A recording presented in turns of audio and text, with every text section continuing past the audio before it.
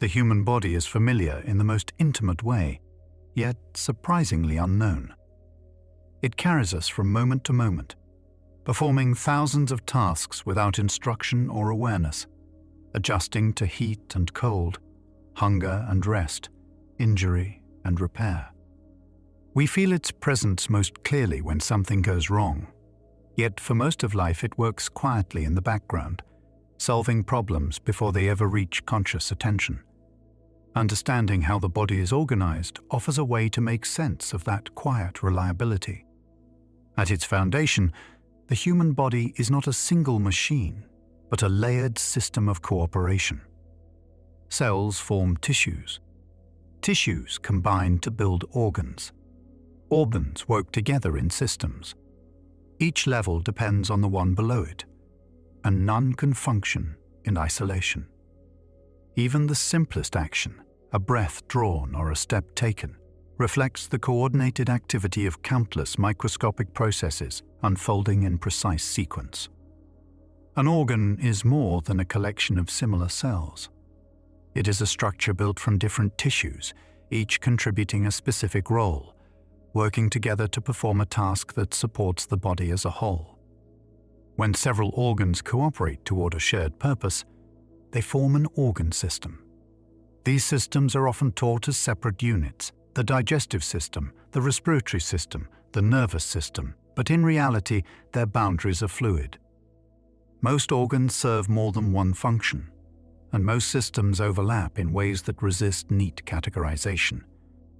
For the sake of study, however, grouping these systems provides a useful map.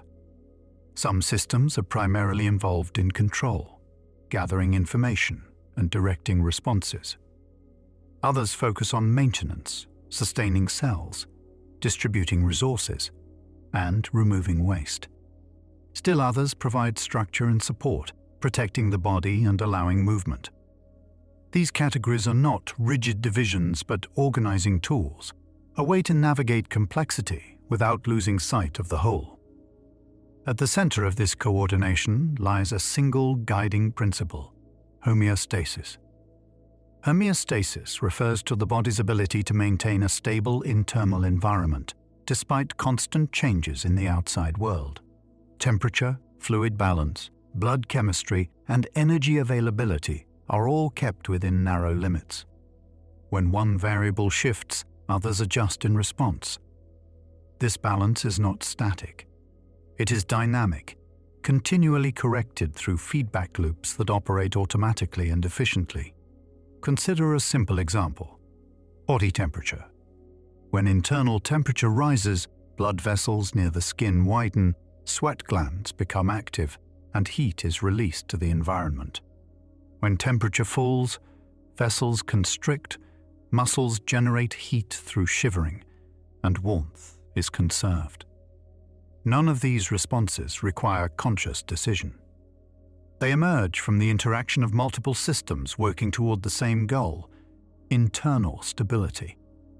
The same cooperative logic governs water balance, calcium levels, blood glucose, and oxygen delivery.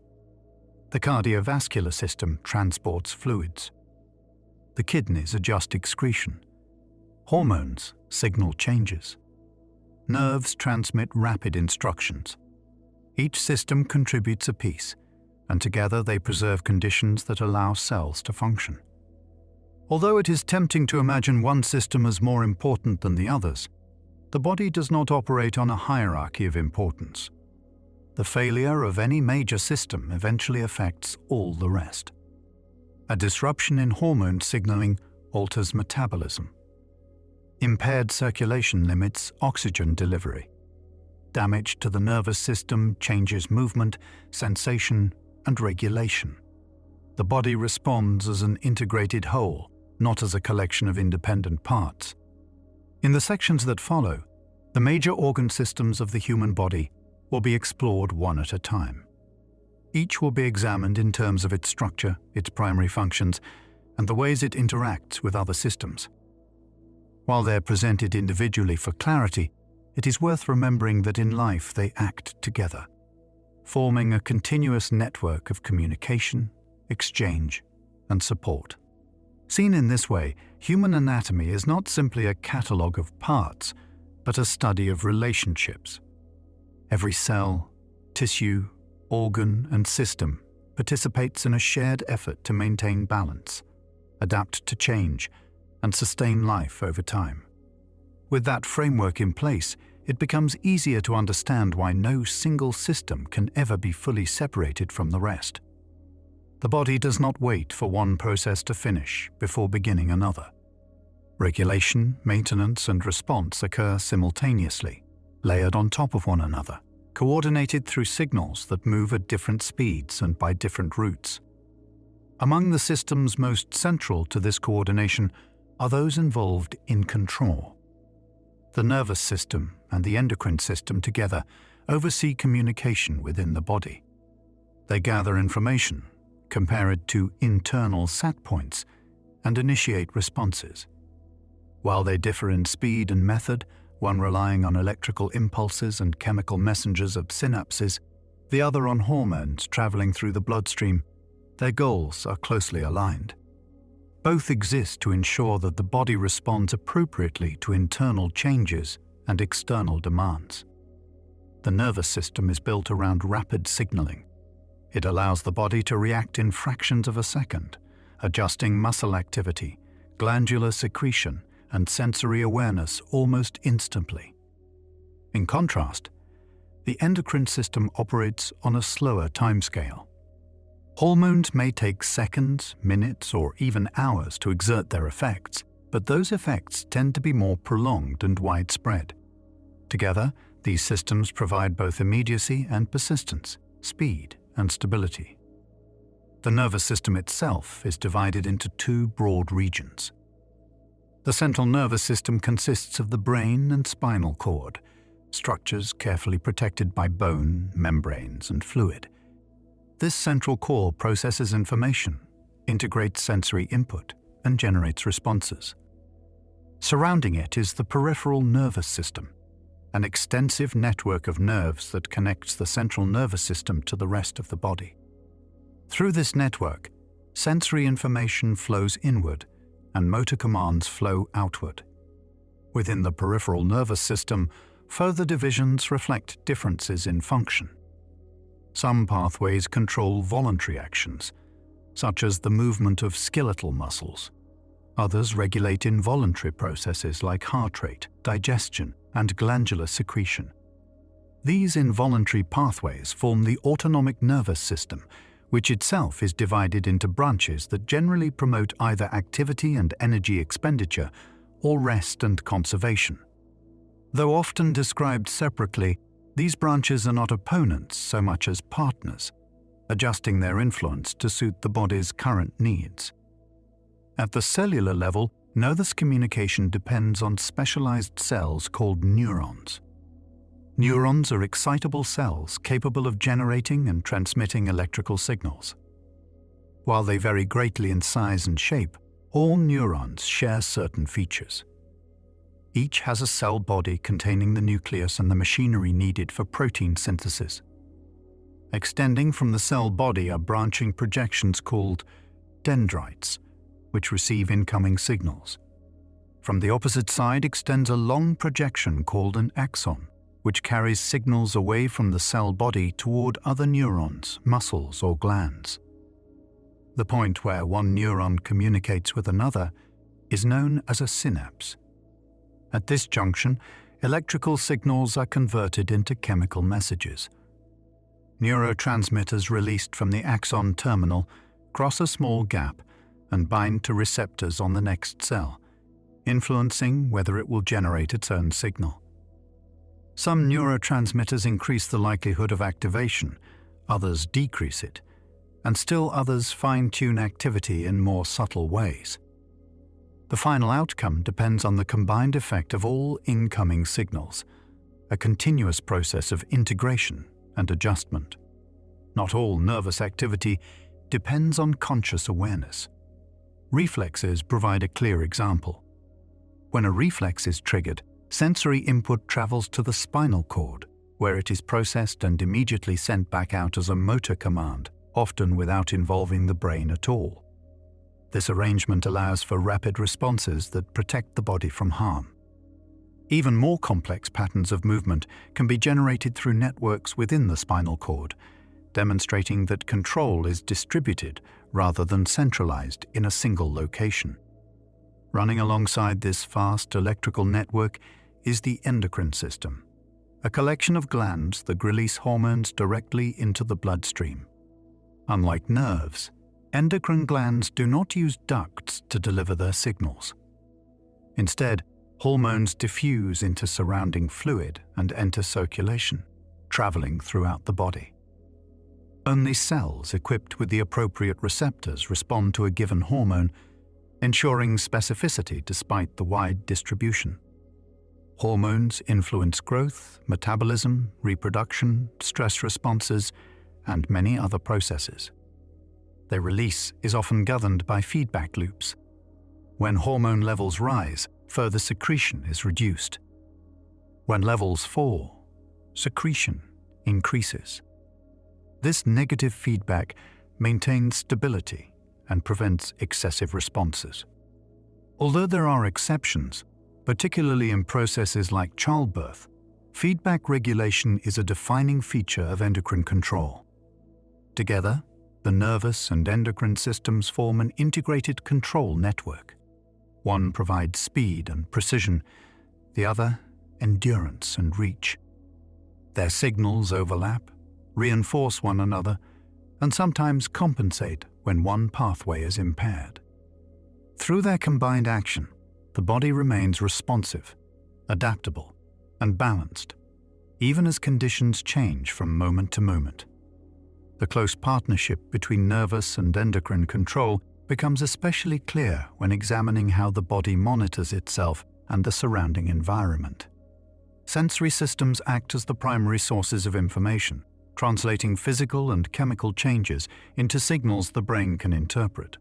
Without this constant stream of data, regulation would be blind, unable to adjust to shifting conditions or respond to potential threats. Sensation begins with specialized receptor cells designed to detect specific types of stimuli.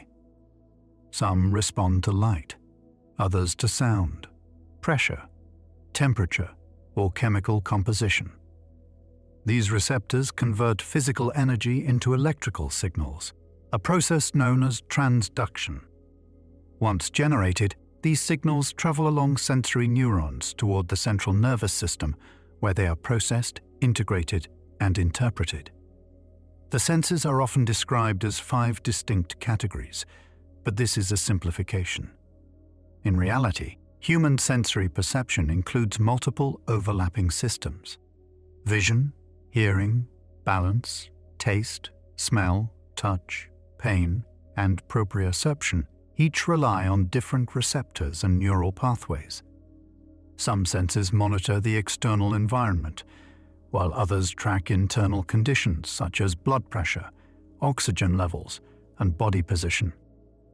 Taste and smell are closely related, both relying on chemoreceptors that respond to specific molecules. Taste receptors are found primarily in taste buds located on the tongue, though they also appear in the soft palate and throat. These receptors detect a limited set of basic taste qualities: sweet, salty, sour, bitter, and umami. Signals from taste buds travel to the brain through several cranial nerves, each carrying information from different regions of the tongue and oral cavity.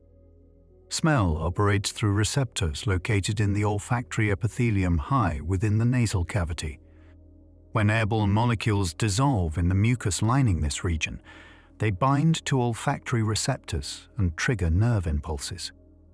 These signals travel directly to the brain through the olfactory nerve, reaching areas associated with memory and emotion. This direct connection helps explain why smells often evoke vivid recollections and emotional responses. Although taste and smell are distinct senses, they work together to create the perception of flavor. Much of what is experienced as taste is actually derived from smell. When nasal passages are blocked, as during a cold, food often seems bland, because olfactory input is reduced. Vision depends on the interaction between the eyes and the brain. The eye functions as a light capturing device, focusing incoming light onto the retina at the back of the eye. The retina contains photoreceptor cells that respond to light intensity and wavelength. These receptors convert light into electrical signals that travel along the optic nerve to the brain, where visual information is processed and interpreted. The eye is organized into layers that support this process. The outer layer provides protection and shape. Beneath it lies a vascular layer that nourishes the retina and absorbs excess light. The innermost layer, the retina, contains the photoreceptors and neural circuitry necessary for vision. Muscles adjust the shape of the lens, allowing the eye to focus on objects at varying distances, while coordinated eye movements keep images stable during head motion. Hearing and balance are both managed by structures within the inner ear. Sound waves entering the ear cause vibrations that are transmitted through a chain of small bones to fluid-filled chambers. Within these chambers are specialized hair cells that bend in response to fluid movement. This bending opens ion channels, generating electrical signals that travel to the brain along the auditory nerve. The same inner ear structures also detect changes in head position and movement. Fluid shifts within semicircular canals and related structures signal acceleration and orientation. When this system is disrupted, sensations of dizziness or imbalance occur. These signals are continuously integrated with visual and proprioceptive input to maintain posture and coordination. Touch is the most widespread of the sensory systems. Receptors distributed throughout the skin detect pressure, vibration, temperature, and pain. Different receptor types respond to different stimuli, some adapting quickly to constant input, others responding continuously as long as a stimulus is present. Together, they provide detailed information about contact with the external world. Pain perception arises from receptors known as nociceptors, which respond to potentially damaging stimuli. Unlike other sensory inputs, pain serves a protective role, drawing attention to injury or threat. While unpleasant, it plays a critical role in survival. All sensory signals converge within the central nervous system, where they are processed and interpreted in context. The brain does not passively receive information. It actively filters, prioritizes, and integrates sensory input, shaping perception based on past experience, expectation, and current state. Through this ongoing dialogue between body and brain, the nervous system maintains awareness and guides appropriate responses. As sensory information flows inward, other systems stand ready to act on the signals received. Muscles adjust position. Glands alter secretion. Blood vessels change diameter. These responses illustrate how perception and action are tightly linked, forming a continuous loop of monitoring and adjustment that supports balance and coordination throughout the body. Beyond perception and control, the body depends on systems that move substances from place to place. Every cell requires a steady supply of oxygen and nutrients, and an equally reliable method for removing waste. This task is carried out primarily by the cardiovascular system, supported closely by the lymphatic system. Together, they form a transport network that reaches nearly every corner of the body. At the center of the cardiovascular system is the heart, a muscular pump roughly the size of a clenched fist. It begins beating early in embryonic development and continues without pause throughout life. Its contractions propel blood through an immense network of vessels, delivering oxygen, nutrients, hormones, and immune components while carrying away carbon dioxide and metabolic waste. Over the course of a lifetime, the heart may beat billions of times, moving thousands of liters of blood each day. Anatomically, the heart is divided into 4 chambers. 2 upper chambers receive blood returning to the heart, while 2 lower chambers pump blood out. This arrangement creates a double circulation. One pathway sends blood to the lungs for gas exchange. The other distributes oxygenated blood to the rest of the body. Although the heart generates its own rhythmic contractions, its rate and force are continuously adjusted by signals from the nervous and endocrine systems, allowing circulation to match the body's changing demands. Blood travels away from the heart through arteries. These vessels have thick, elastic walls designed to withstand the high pressure created by each heartbeat. As blood moves farther from the heart, arteries branch into smaller vessels called arterioles. These vessels play a key role in regulating blood flow and pressure. By constricting or dilating their muscular walls, arterioles can redirect blood to areas of higher metabolic need or conserve it when demand is low. From arterioles, blood enters capillaries, the smallest and most numerous of blood vessels. Capillary walls are composed of a single layer of cells, allowing for efficient exchange between blood and surrounding tissues. Oxygen and nutrients diffuse out of the bloodstream, while carbon dioxide and other waste products diffuse in. Capillary beds can open or close in response to local conditions, ensuring that active tissues receive increased blood supply. After passing through capillaries, blood collects in venules and then veins. Veins return blood to the heart under much lower pressure than arteries. Their thinner walls and larger internal diameter allow them to hold a significant portion of the body's blood volume at any given time. To assist blood flow against gravity, especially in the limbs, many veins contain one-way valves that prevent backflow. Contraction of surrounding skeletal muscles further aids venous return. Running alongside this vascular network is the lymphatic system. While it does not circulate blood, it performs equally vital functions. Fluid that leaks out of capillaries into surrounding tissues must be returned to circulation to maintain proper fluid balance. The lymphatic system collects this excess fluid, now called lymph, and gradually returns it to the bloodstream. Lymphatic vessels resemble veins but operate under even lower pressure.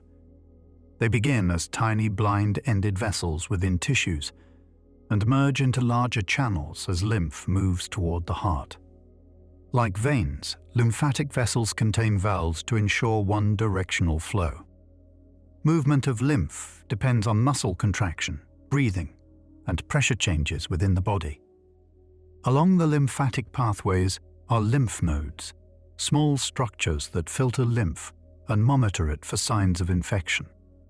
Within these nodes, immune cells encounter foreign particles and initiate immune responses when necessary.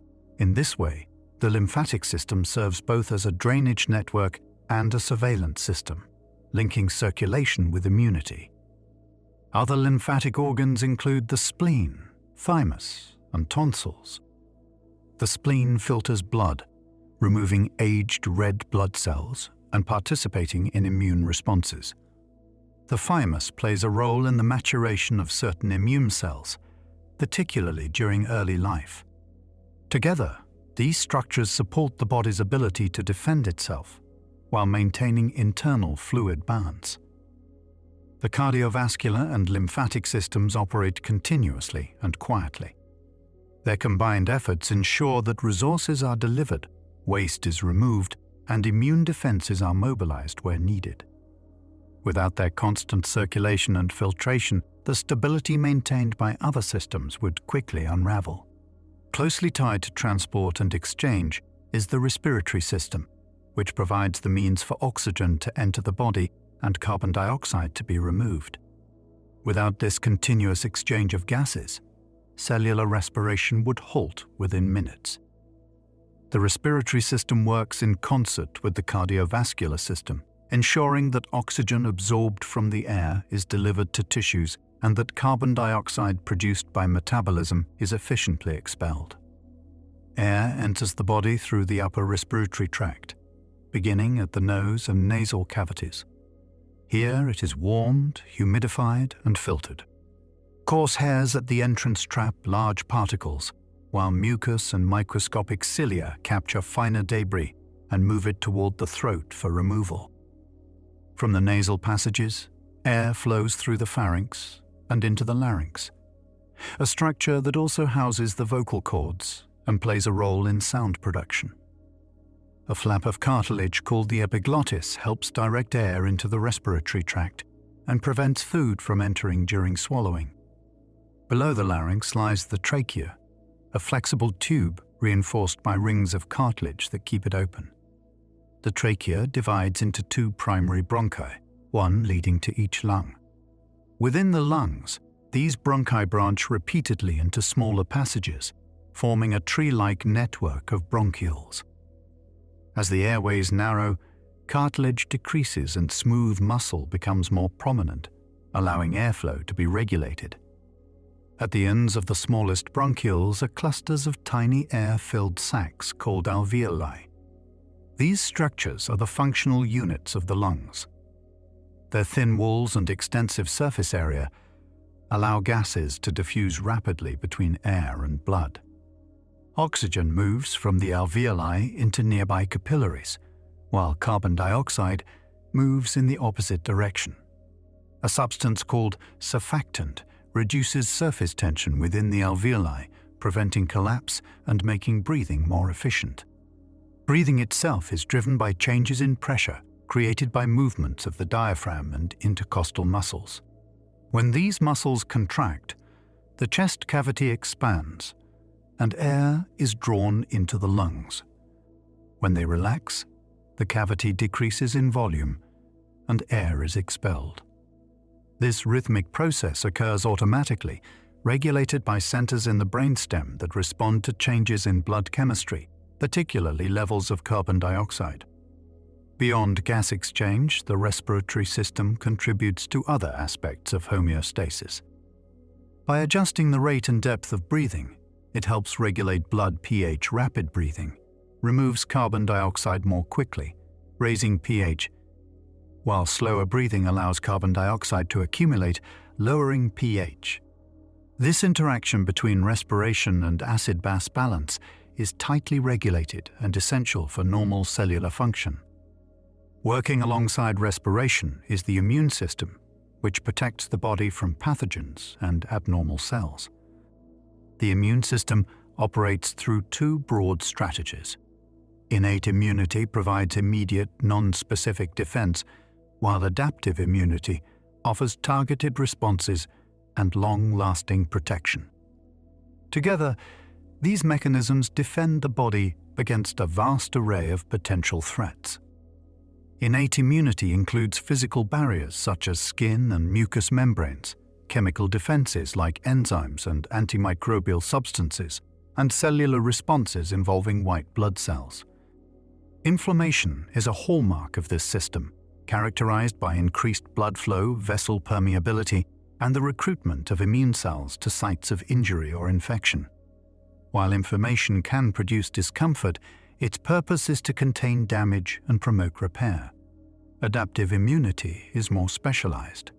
It involves immune cells capable of recognizing specific molecular features of pathogens, known as antigens. Once activated, these cells proliferate and mount a targeted response. Some produce antibodies that bind to antigens, marking them for destruction. Others directly attack infected or abnormal cells. A defining feature of adaptive immunity is memory. After an initial exposure, the immune system responds more rapidly and effectively to subsequent encounters with the same pathogen. The immune system is deeply integrated with other systems. It relies on circulation to transport cells and signaling molecules. It depends on the lymphatic system for surveillance and coordination. It is influenced by hormones and nervous signals, which can modulate immune activity during stress or illness. Through these interactions, immune defense becomes part of the broader effort to maintain internal balance. Together, respiration, circulation, and immunity illustrate how multiple systems collaborate to sustain life. Oxygen delivery, waste removal, and defense against infection are not isolated tasks, but interconnected processes, each reinforcing the others to preserve stability within the body. Energy acquisition and nutrient processing are handled by the digestive system, a long and specialized pathway that transforms food into substances the body can use. Although digestion is often associated simply with eating, its true purpose lies in breaking complex materials down into their simplest components and transferring them into circulation, where they become available to every cell. The digestive tract begins at the mouth, where mechanical and chemical digestion start simultaneously. Teeth break food into smaller pieces, increasing surface area, while saliva moistens the material and introduces enzymes that begin the breakdown of carbohydrates. From here, the softened mass moves through the esophagus, a muscular tube that propels food toward the stomach through coordinated contractions known as peristalsis. The stomach serves as both a mixing chamber and a site of chemical digestion. Its muscular walls churn food, blending it with gastric secretions that include acid and enzymes. This acidic environment helps denature proteins and kill many microorganisms that enter with food. After sufficient processing, the stomach releases its contents gradually into the small intestine. The small intestine is the primary site of digestion and absorption. It is divided into 3 regions: the duodenum, jejunum, and ileum. In the duodenum, digestive enzymes from the pancreas and bile from the liver enter the tract. These substances are essential for breaking down fats, proteins, and carbohydrates into absorbable units. The lining of the small intestine is highly specialized, featuring folds, projections, and microscopic extensions that greatly increase surface area. This design allows nutrients to be absorbed efficiently into the bloodstream or lymphatic system. Accessory organs play crucial supporting roles in digestion. The liver produces bile, which emulsifies fats and facilitates their digestion. Bile is stored and concentrated in the gallbladder and released when needed. The pancreas contributes digestive enzymes and also produces hormones that regulate blood glucose levels, linking digestion to broader metabolic control. After nutrients are absorbed, remaining material passes into the large intestine. Here, water and certain minerals are reabsorbed, and the contents are compacted into waste. Beneficial microorganisms residing in the large intestine assist in breaking down some remaining substances and produce certain vitamins. The final waste is stored briefly before being eliminated from the body. Closely connected to digestion is the regulation of blood glucose and metabolic balance. The pancreas and liver work together to maintain stable glucose levels, responding to fluctuations by storing excess energy or releasing it when needed. This coordination ensures that cells receive a continuous supply of fuel even when food intake varies. The digestive system also highlights an unusual aspect of anatomy.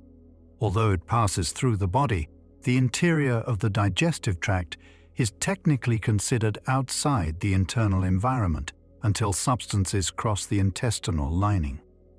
Only after absorption do nutrients truly become part of the body's internal chemistry. Waste removal and fluid balance are further refined by the urinary system. While digestion supplies nutrients, the kidneys filter the blood, removing metabolic waste and excess substances. Each kidney contains millions of tiny filtering units called nephrons. Within each nephron, blood is filtered. Valuable substances are reabsorbed, and waste products are concentrated into urine. Urine formation involves 3 main processes. Filtration occurs as blood pressure forces fluid and small molecules out of the bloodstream. Reabsorption returns needed substances such as water, glucose, and ions to circulation. Secretion adds additional waste products to the forming urine.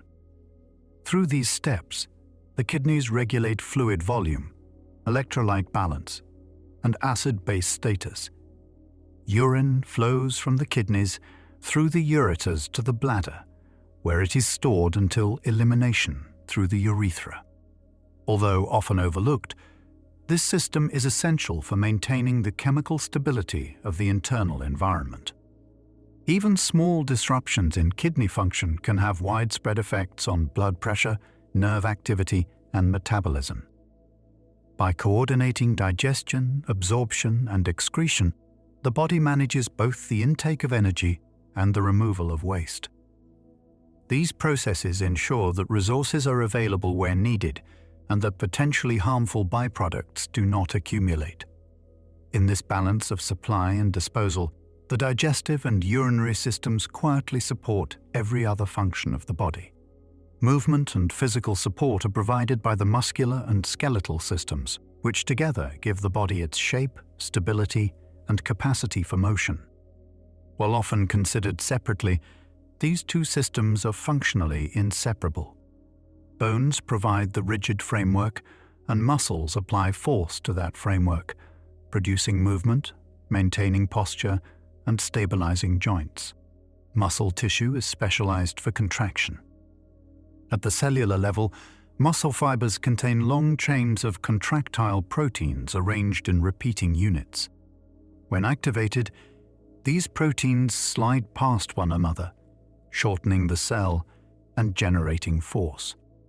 This basic mechanism is shared across all muscle types, though their structure and control differ according to function. Skeletal muscle is responsible for voluntary movement. These muscles attach to bones via tendons and allow actions such as walking, lifting, and speaking.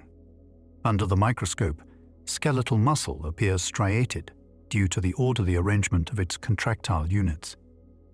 Each muscle fiber contains multiple nuclei and is capable of generating rapid, powerful contractions. Control of skeletal muscle originates in the nervous system, where motor neurons transmit signals that trigger contraction at specialized junctions between nerve and muscle. Cardiac muscle is found only in the heart. Like skeletal muscle, it is striated, but it differs in important ways. Cardiac muscle cells are shorter, typically contain a single nucleus, and are connected by specialized junctions that allow electrical signals to spread rapidly from cell to cell. This arrangement enables the heart to contract as a coordinated unit. Although cardiac muscle contracts rhythmically without conscious control, its rate and strength are influenced by nervous and hormonal signals. Smooth muscle forms the walls of many internal organs and blood vessels. It lacks the striations seen in the other muscle types and contracts more slowly. Smooth muscle controls processes such as digestion, regulation of blood vessel diameter, and movement of substances through hollow organs. These contractions are typically involuntary and can be sustained for long periods with minimal energy expenditure. Skeletal muscles themselves are composed of different fiber types, each adapted for specific tasks. Some fibers are specialized for endurance, containing abundant mitochondria and relying on aerobic metabolism. Others are designed for speed and power, contracting quickly but tiring more rapidly. The proportion of these fibers varies between muscles and individuals, reflecting both genetic factors and patterns of use. Beneath the muscular system lies the skeletal system, a collection of bones that supports and protects the body. The adult human skeleton consists of over 200 bones, varying widely in shape and size. Long bones act as levers for movement. Flat bones protect vital organs. Irregular bones provide specialized support and attachment points. Bone is a living tissue, constantly remodeled in response to stress and metabolic demands. It exists in two primary forms. Compact bone forms the dense outer layer, providing strength and resistance to bending. Spongy bone, with its lattice-like structure, is found within bones and reduces weight while maintaining strength. This spongy structure also houses bone marrow, where blood cells are produced. Home maintenance depends on the balanced activity of specialized cells. Some cells build new bone, others break down old bone, releasing minerals such as calcium into the bloodstream when needed. This ongoing process allows the skeleton to adapt to mechanical forces and to serve as a reservoir for essential minerals. Together, muscles and bones enable movement, protect internal organs, and contribute to mineral balance and blood cell production. Though often noticed only when strained or injured, these systems quietly support nearly every activity of daily life, from standing upright to the subtle adjustments that maintain balance and posture. The body's outer covering forms another essential system, one that protects, regulates, senses, and communicates with the environment. This is the integumentary system, composed of the skin along with its associated structures, hair, nails, glands, and underlying connective tissues. Although often regarded as a passive barrier, the integumentary system is active, responsive, and deeply integrated with nearly every other system in the body. The skin is the largest organ of the human body, covering a surface area of roughly 1.5 to 2 square meters in the average adult, and accounting for a significant portion of body weight. Its primary role is protection. It forms a physical barrier that shields internal tissues from mechanical damage, chemical exposure, microbial invasion, and excessive water loss. At the same time, it allows controlled interaction with the external environment through sensation and temperature regulation. Structurally, the skin consists of 2 main layers: the outer epidermis and the underlying dermis. Beneath these lies the hypodermis, or subcutaneous layer, which, while not technically part of the skin, plays an important supportive role. The epidermis is composed of stratified epithelial cells arranged in layers that reflect stages of cell development. New cells are produced in the deepest layer and gradually migrate toward the surface, becoming filled with keratin before being shed. This process creates a continuously renewing protective surface. The dermis beneath the epidermis contains the functional machinery of the skin. Blood vessels, nerve endings, hair follicles, sweat glands, sebaceous glands, and connective tissue fibers are all located here. Collagen and elastin fibers give the skin strength and flexibility, allowing it to stretch and recoil without damage. Sensory receptors embedded in the dermis detect pressure, vibration, temperature, and pain, making the skin a vital sensory organ. Hair and nails are specialized structures derived from the epidermis. Hair provides insulation, protection, and sensory input, particularly in regions such as the scalp, eyebrows, and eyelashes. Nails protect the tips of the fingers and toes and enhance fine touch by providing a firm surface against which objects can be pressed. Both hair and nails are composed primarily of keratin, a tough, structural protein. The integumentary system also includes several types of glands. Sweat glands play a central role in temperature regulation by producing sweat that cools the body as it evaporates. Sebaceous glands secrete an oily substance that lubricates and waterproofs the skin and hair, helping to prevent drying and microbial growth. Other specialized glands contribute to functions such as earwax production and, in females, milk secretion. Beyond protection and regulation, the skin contributes to metabolic processes. Exposure to sunlight triggers the synthesis of vitamin D, which is essential for calcium absorption and bone health. Immune cells within the skin act as an early warning system, detecting and responding to potential pathogens before they spread deeper into the body.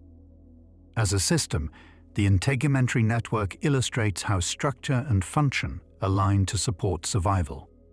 It forms the boundary between the internal and external environments, responding continuously to changes while maintaining stability within.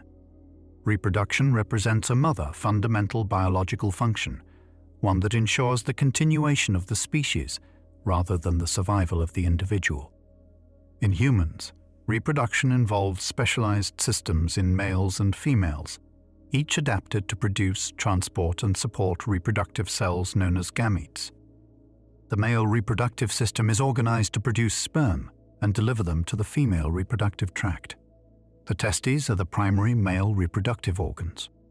Located outside the abdominal cavity, they produce sperm cells and secrete the hormone testosterone. Sperm production occurs within tightly coiled structures, where cells undergo a series of divisions and maturation steps before becoming motile sperm. From the testes, sperm move into the epididymis, a long coiled duct where they mature and are stored. During ejaculation, sperm travel through the vas deferens and mix with secretions from accessory glands.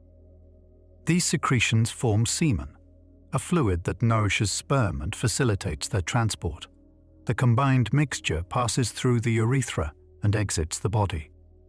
The female reproductive system is structured to produce eggs, support fertilization, nurture a developing embryo, and facilitate childbirth. The ovaries are the primary female reproductive organs. They produce egg cells and secrete hormones that regulate the reproductive cycle. Unlike sperm production, which continues throughout adult life, females are born with a finite number of eggs, which gradually decline over time. During each reproductive cycle, typically one egg is released from an ovary in a process known as ovulation. The egg enters a fallopian tube, where fertilization may occur if sperm are present. The fertilized egg then travels to the uterus, a muscular organ designed to support and nourish the developing embryo throughout pregnancy. The uterus undergoes cyclical changes in preparation for potential pregnancy. If fertilization does not occur, the uterine lining is shed during menstruation. If pregnancy is established, the uterus expands to accommodate the growing fetus and later generates powerful contractions during childbirth. Both male and female reproductive systems are regulated by hormones released by the endocrine system. These hormones coordinate development, maturation, and cyclical changes, linking reproduction to broader physiological regulation. Although reproduction is not required for individual survival, its integration with other systems highlights the interconnected nature of human anatomy. Together, the integumentary and reproductive systems illustrate how the body balances protection, maintenance, and continuation. One preserves the individual, the other ensures the persistence of life across generations, each operating within the larger network of systems that sustain the human body as a whole. Beyond digestion, movement, and protection lies another system devoted quietly to balance and regulation: the urinary system. While often associated only with waste removal, its deeper role is the careful regulation of the body's internal chemistry. Through filtration, reabsorption, and secretion, it maintains fluid volume, electrolyte concentration, and acid-base balance, all of which are essential for stable cellular function. The paired kidneys sit toward the back of the abdominal cavity, protected by surrounding tissue and partially shielded by the lower ribs. Each kidney contains an extraordinary number of microscopic functional units known as nephrons. It is within these structures that blood is filtered and urine is formed. Despite their small size, nephrons operate continuously, processing large volumes of blood each day. Blood enters each nephron through a specialized network of capillaries. Pressure forces water and small molecules out of the blood and into a surrounding capsule, forming an initial filtrate. Larger components such as blood cells and most proteins remain in circulation. This first step, filtration, is not selective. It captures both waste products and substances the body needs. Selectivity appears in the next phase. As the filtrate moves along the nephron's tubular pathway, valuable substances are reclaimed. Glucose, amino acids, ions, and much of the water are reabsorbed back into the bloodstream through surrounding capillaries. This reabsorption is precisely regulated, adjusting to the body's needs at any given moment. Secretion, adds another layer of control. Certain substances, including excess ions and metabolic byproducts, are actively transported from the blood into the tubular fluid. Through this process, the kidneys fine-tune the composition of the final urine. What remains is a concentrated solution of waste and excess material, which flows onward to be excreted. Urine produced by the kidneys travels through narrow muscular tubes called ureters to the urinary bladder. The bladder serves as a temporary storage reservoir, expanding gradually as it fills. When it reaches a certain volume, stretch receptors signal the nervous system, creating the sensation associated with the need to urinate. Elimination occurs through the urethra, completing the process. Beyond waste removal, the kidneys influence blood pressure by adjusting fluid volume and releasing hormones that affect vascular tone. They also contribute to red blood cell production by secreting a hormone that stimulates bone marrow activity. In this way, the urinary system intersects with circulation, respiration, and skeletal function. Running parallel to this regulatory system is the lymphatic network, which complements circulation and immunity. As blood moves through capillaries, not all fluid returns directly to the bloodstream. Some enters surrounding tissues, carrying nutrients to cells. The lymphatic system collects this excess fluid and returns it to circulation, preventing swelling and maintaining volume balance. Lymphatic vessels begin as tiny, blind-ended channels within tissues. They gradually merge into larger vessels that carry lymph toward the heart. Along the way, lymph passes through lymph nodes, where it is filtered and examined by immune cells. These nodes act as checkpoints, identifying and responding to foreign material. Major lymphatic organs include the spleen, thymus, and tonsils. The spleen filters blood rather than lymph, removing aged red blood cells and participating in immune responses. The thymus, particularly active during early life, plays a role in the maturation of immune cells. Together, these structures support defense while maintaining fluid equilibrium. Through the coordinated activity of the urinary and lymphatic systems, the body manages both internal chemistry and immune surveillance. Substances are removed, reclaimed, monitored, and redirected, all without conscious awareness. These systems exemplify the quiet precision with which the body preserves stability, allowing other processes to unfold smoothly. As each system performs its specialized role, none acts alone. Filtration depends on circulation. Immune defense relies on transport. Fluid balance influences blood pressure, respiration, and cellular metabolism. The deeper one looks into human anatomy, the clearer it becomes that function arises not from isolated parts, but from continuous cooperation across the entire living network. Interwoven through every system described so far is a constant exchange of chemical signals. While nerves deliver rapid instructions, another network works more slowly, but with broader reach. This is the endocrine system, a collection of glands that release hormones into the bloodstream, allowing distant tissues to coordinate their activity over extended periods of time. Endocrine glands differ from most other glands in one key way. They lack ducts. Instead of sending their secretions through tubes to a specific location, they release hormones directly into the surrounding fluid, where those signals enter the circulation. From there, hormones travel throughout the body, influencing only those cells equipped with the appropriate receptors.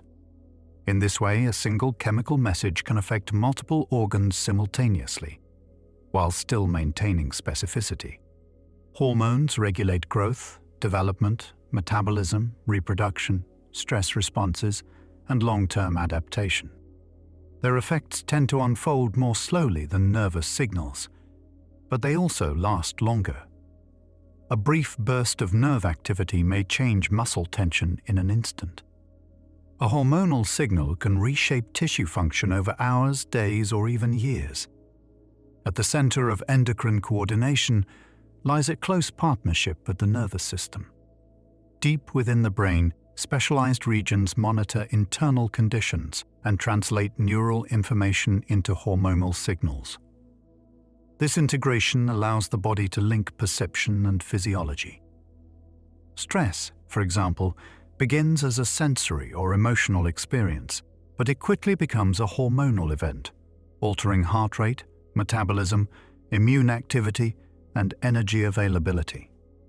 Most endocrine regulation operates through feedback loops. Where the hormone produces its intended effect, rising levels of that hormone or its downstream consequences signal the gland to reduce output. When levels fall, secretion increases. This negative feedback maintains stability and prevents excessive responses. Though exceptions exist, particularly during processes like childbirth, feedback regulation is the norm. The endocrine system also illustrates how one organ can serve multiple roles. The pancreas, for instance, produces digestive enzymes released into the intestinal tract, an exocrine function, while also releasing hormones into the bloodstream that regulate blood glucose. Endocrine role. This dual function highlights how artificial, strict boundaries between systems can be. Hormonal influence extends into nearly every system already discussed. Bone remodeling responds to hormonal signals that regulate calcium balance. Muscle growth and metabolism depend on endocrine input. Reproductive cycles are orchestrated almost entirely by hormones acting in precise sequences. Even the immune system responds to endocrine signals, adjusting its activity during illness, stress, and recovery.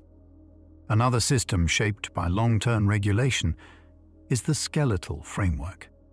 Bone growth during development, maintenance during adulthood, and gradual changes with aging are all influenced by hormonal balance. Likewise, muscle tissue adapts not only to use and disuse, but also to shifts in hormonal environment. These influences unfold slowly, often unnoticed, yet they leave lasting structural effects. The cumulative result of endocrine regulation is continuity. While nerves handle moment-to-moment adjustments, hormones guide longer arcs of change, ensuring that the body grows, matures, adapts, and repairs itself in an orderly way. Together, nervous and endocrine control form a layered system of communication that spans seconds to decades. As these control mechanisms operate, other systems carry out their specialized work. Blood continues to circulate. Lymph flows steadily. Air moves in and out of the lungs. Filtration proceeds within the kidneys. Digestion and absorption continue in cycles. Skin renews itself. Muscles contract and relax. Bones remodel. Reproductive tissues respond to rhythmic hormonal cues. None of these processes pause for reflection.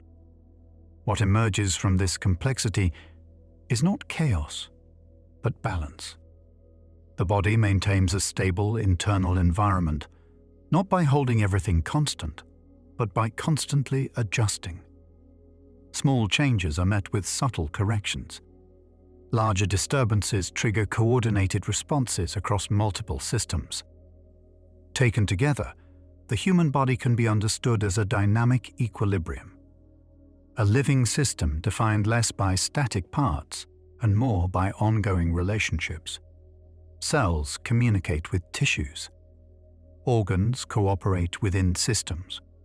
Systems overlap, reinforce, and compensate for one another.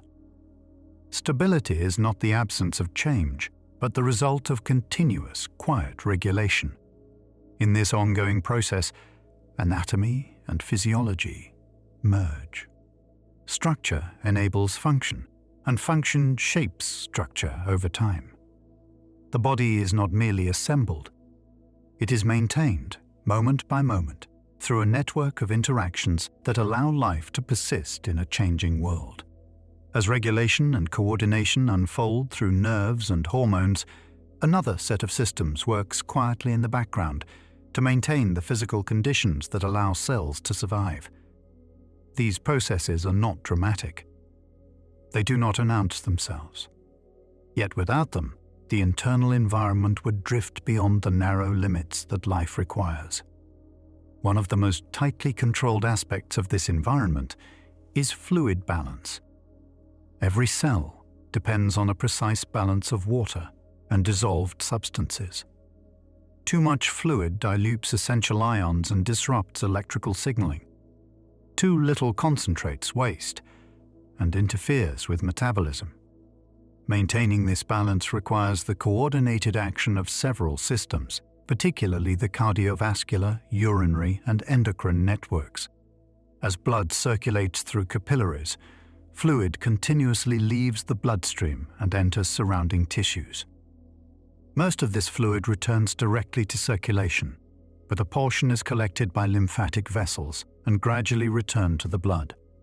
Meanwhile, the kidneys adjust how much water is retained or excreted, responding to hormonal signals that reflect blood volume, pressure, and composition.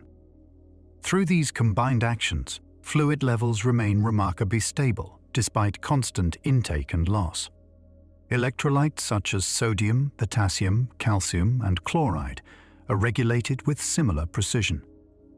These charged particles are essential for nerve conduction, muscle contraction, and cellular transport. Even slight imbalances can produce noticeable effects, from muscle weakness to irregular heart rhythms. The kidneys, guided by hormonal signals, continuously fine-tune electrolyte levels, reclaiming what is needed and eliminating excess. Calcium regulation provides a clear example of multi-system coordination. Calcium ions play roles in muscle contraction, nerve signaling, blood clotting, and bone structure. When blood calcium levels fall, hormones signal bones to release calcium and kidneys to conserve it. When levels rise, excess calcium is stored in bone or excreted. Bone tissue thus serves both as a structural framework and as a mineral reservoir, linking the skeletal, endocrine, and urinary systems. Energy balance is regulated with equal care. Cells rely primarily on glucose as a fuel source, but blood glucose levels must remain within narrow limits. After a meal, excess glucose is stored for later use. Between meals, stored energy is released to maintain supply. Hormonal signals from the pancreas coordinate this process, directing tissues to absorb, store, or release glucose as conditions change. Temperature regulation further illustrates the body's integrated design. Heat is generated continuously by metabolic activity, particularly in muscles and organs. To prevent overheating, blood vessels near the skin adjust their diameter, sweat glands secrete fluid, and breathing patterns shift. In cold conditions, blood flow to the skin is reduced, muscles generate heat through subtle contractions, and insulation is conserved. These responses involve the nervous system, cardiovascular system, integumentary system, and muscles acting together. Even at rest, the body expends energy maintaining these balances. Organs consume oxygen. Cells pump ions across membranes. Proteins are built and broken down. Waste products are filtered and removed. This constant activity is the hidden cost of stability, a price paid continuously to preserve conditions compatible with life. When any one of these regulatory processes falters, the effects ripple outward. A disruption in kidney function alters blood chemistry and blood pressure. Hormonal imbalances affect metabolism, growth, and mood. Impaired circulation limits, oxygen delivery, and waste removal. Because systems are interdependent, failure rarely remains isolated. Yet the remarkable feature of the human body is not vulnerability, but resilience. Redundancy, feedback loops, and overlapping control mechanisms allow the body to compensate for disturbances. One pathway may adjust when another weakens. Reserve capacity allows function to continue even under stress. This resilience is not infinite, but it is sufficient to support decades of life under widely varying conditions. From childhood growth to adult maintenance to gradual aging, the body adapts continuously, guided by the same fundamental principles of regulation and cooperation. Seen as a whole, human anatomy is less a static blueprint than a living process.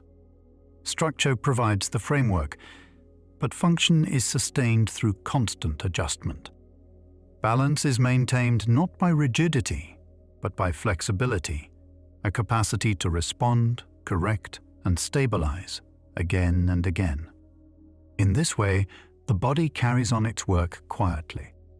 Signals travel, fluids circulate, tissues renew themselves, systems communicate. Life persists through an ongoing conversation between structure and function, one that unfolds without pause, sustaining the internal order that allows experience, movement, and awareness to continue. Across the lifespan, the body's systems do not remain fixed. From early development through adulthood and into later years, tissues adapt to changing demands, shifting priorities, and accumulated experience. Growth, maintenance, and gradual decline are not separate phases so much as overlapping processes, all governed by the same principles of regulation and cooperation. During development, cells divide rapidly and differentiate into specialized forms. Organs enlarge, connections strengthen, and systems learn to coordinate their activity. Hormonal signals guide these changes, ensuring that growth occurs in the correct sequence and proportion. Bones lengthen, muscles gain mass, and neural circuits are refined. Even after physical growth slows, development continues at a functional level as systems mature and become more efficient. In adulthood, maintenance becomes the dominant task. Cells are replaced as they wear out. Proteins are continuously synthesized and broken down. Minor injuries are repaired. Immune surveillance remains active, identifying and responding to threats. Although these processes are less visible than growth, they are no less demanding. A large share of the body's energy is devoted simply to preserving existing structure and function. Aging reflects gradual changes in these maintenance processes. Cells divide more slowly. Repair becomes less efficient. Hormonal patterns shift. Bones may lose density. Muscles may lose strength. Sensory acuity can diminish.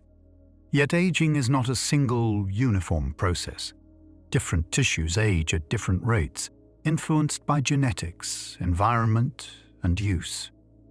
The same regulatory systems that support resilience earlier in life continue to operate, compensating for change where possible. Throughout these transitions, communication remains central. Signals pass between organs, adjusting activity to meet current needs. The nervous system continues to integrate sensory information. The endocrine system modulates long-term patterns. Circulation delivers resources. Filtration removes waste. No system disengages from the network. One of the most striking features of this coordination is how rarely conscious awareness is required. Breathing adjusts without attention. Heart rate changes in response to posture and activity. Blood flow is redirected during exercise. Digestion proceeds in stages. Even complex immune responses unfold largely unnoticed. Conscious control intervenes only occasionally, overriding automatic processes when deliberate action is required. This separation between awareness and regulation allows attention to focus elsewhere, on perception, thought, and interaction with the environment. It also reflects the efficiency of the body's design. By delegating routine regulation to automatic systems, the body minimizes cognitive load while maintaining precise control. Health can be understood as the effective integration of these processes. It is not the absence of fluctuation, but the capacity to respond and recover. Illness, in contrast, often arises when regulatory systems are overwhelmed or communication breaks down. Understanding anatomy and physiology offers insight into these transitions, revealing how disturbances propagate and where intervention may help restore balance. Viewed through this lens, the body is neither fragile nor invincible. It is adaptable within limits, shaped by feedback and experience. Every system contributes to this adaptability, whether by sensing change, transmitting signals, moving substances, or maintaining structure. As this overview draws together the body's major systems, a consistent theme emerges. Human anatomy is defined not by isolated parts, but by relationships. Cells depend on their environment.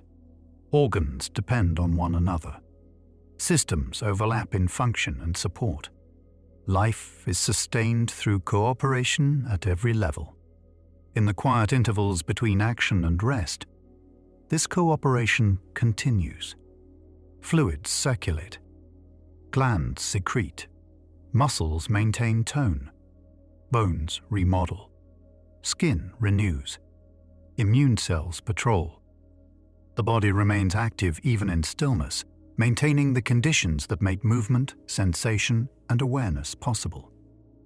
This continuous activity does not strive for perfection, only for balance. A balance that shifts, adapts, and stabilizes again. In that steady rhythm of adjustment lies the enduring capacity of the human body to sustain itself over time. At the most fundamental level, this balance is preserved through feedback.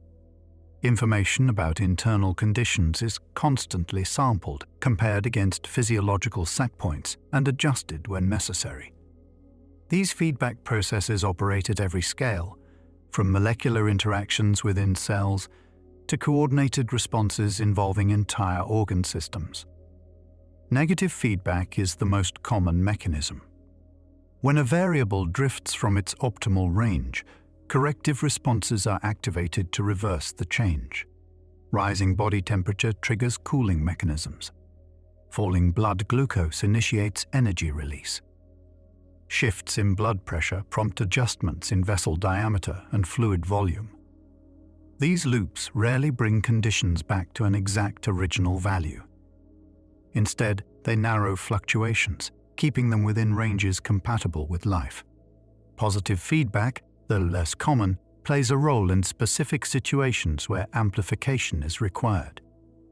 Processes such as blood clotting and childbirth rely on escalating responses that continue until a defined endpoint is reached. Even here, positive feedback is temporary and carefully constrained, terminating once its purpose is fulfilled. At the cellular level, membranes form another essential layer of regulation. Every cell is enclosed by a selectively permeable barrier that controls the movement of substances in and out. Embedded proteins act as channels, pumps, and receptors, allowing cells to respond dynamically to their environment. Energy is continually expended to maintain gradients of ions and molecules, gradients that underpin electrical signaling, nutrient uptake, and waste removal. Communication between cells depends on both direct contact and chemical signaling. Some signals act locally, influencing neighboring cells. Others travel through the bloodstream or along nerve fibers to distant targets.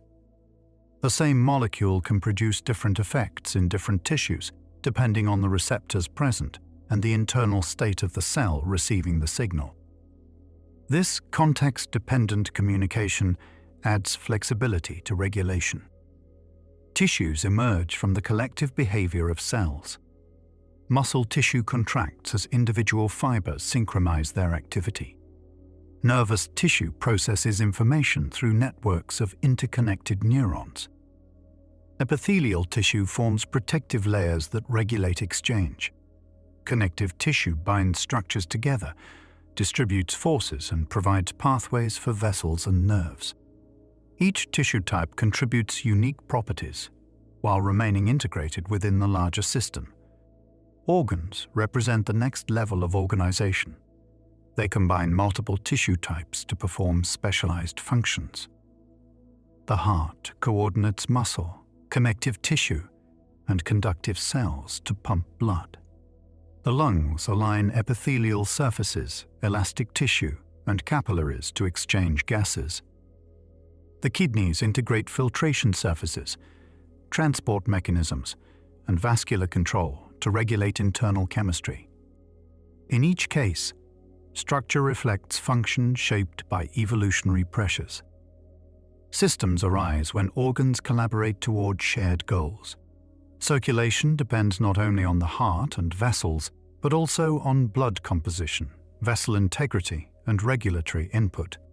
Digestion relies on coordinated secretion, motility, absorption, and elimination. Immunity requires barriers, surveillance, signaling, and memory. No system is complete in isolation. Even consciousness, often treated as separate from bodily function, depends on this integrated network. Neural activity relies on oxygen delivery, glucose availability, ion balance, and temperature regulation. Alter any of these conditions sufficiently, and awareness fades. The mind emerges from the same physiological processes that regulate heartbeat and digestion. In this sense, the distinction between anatomy and experience is less rigid than it appears.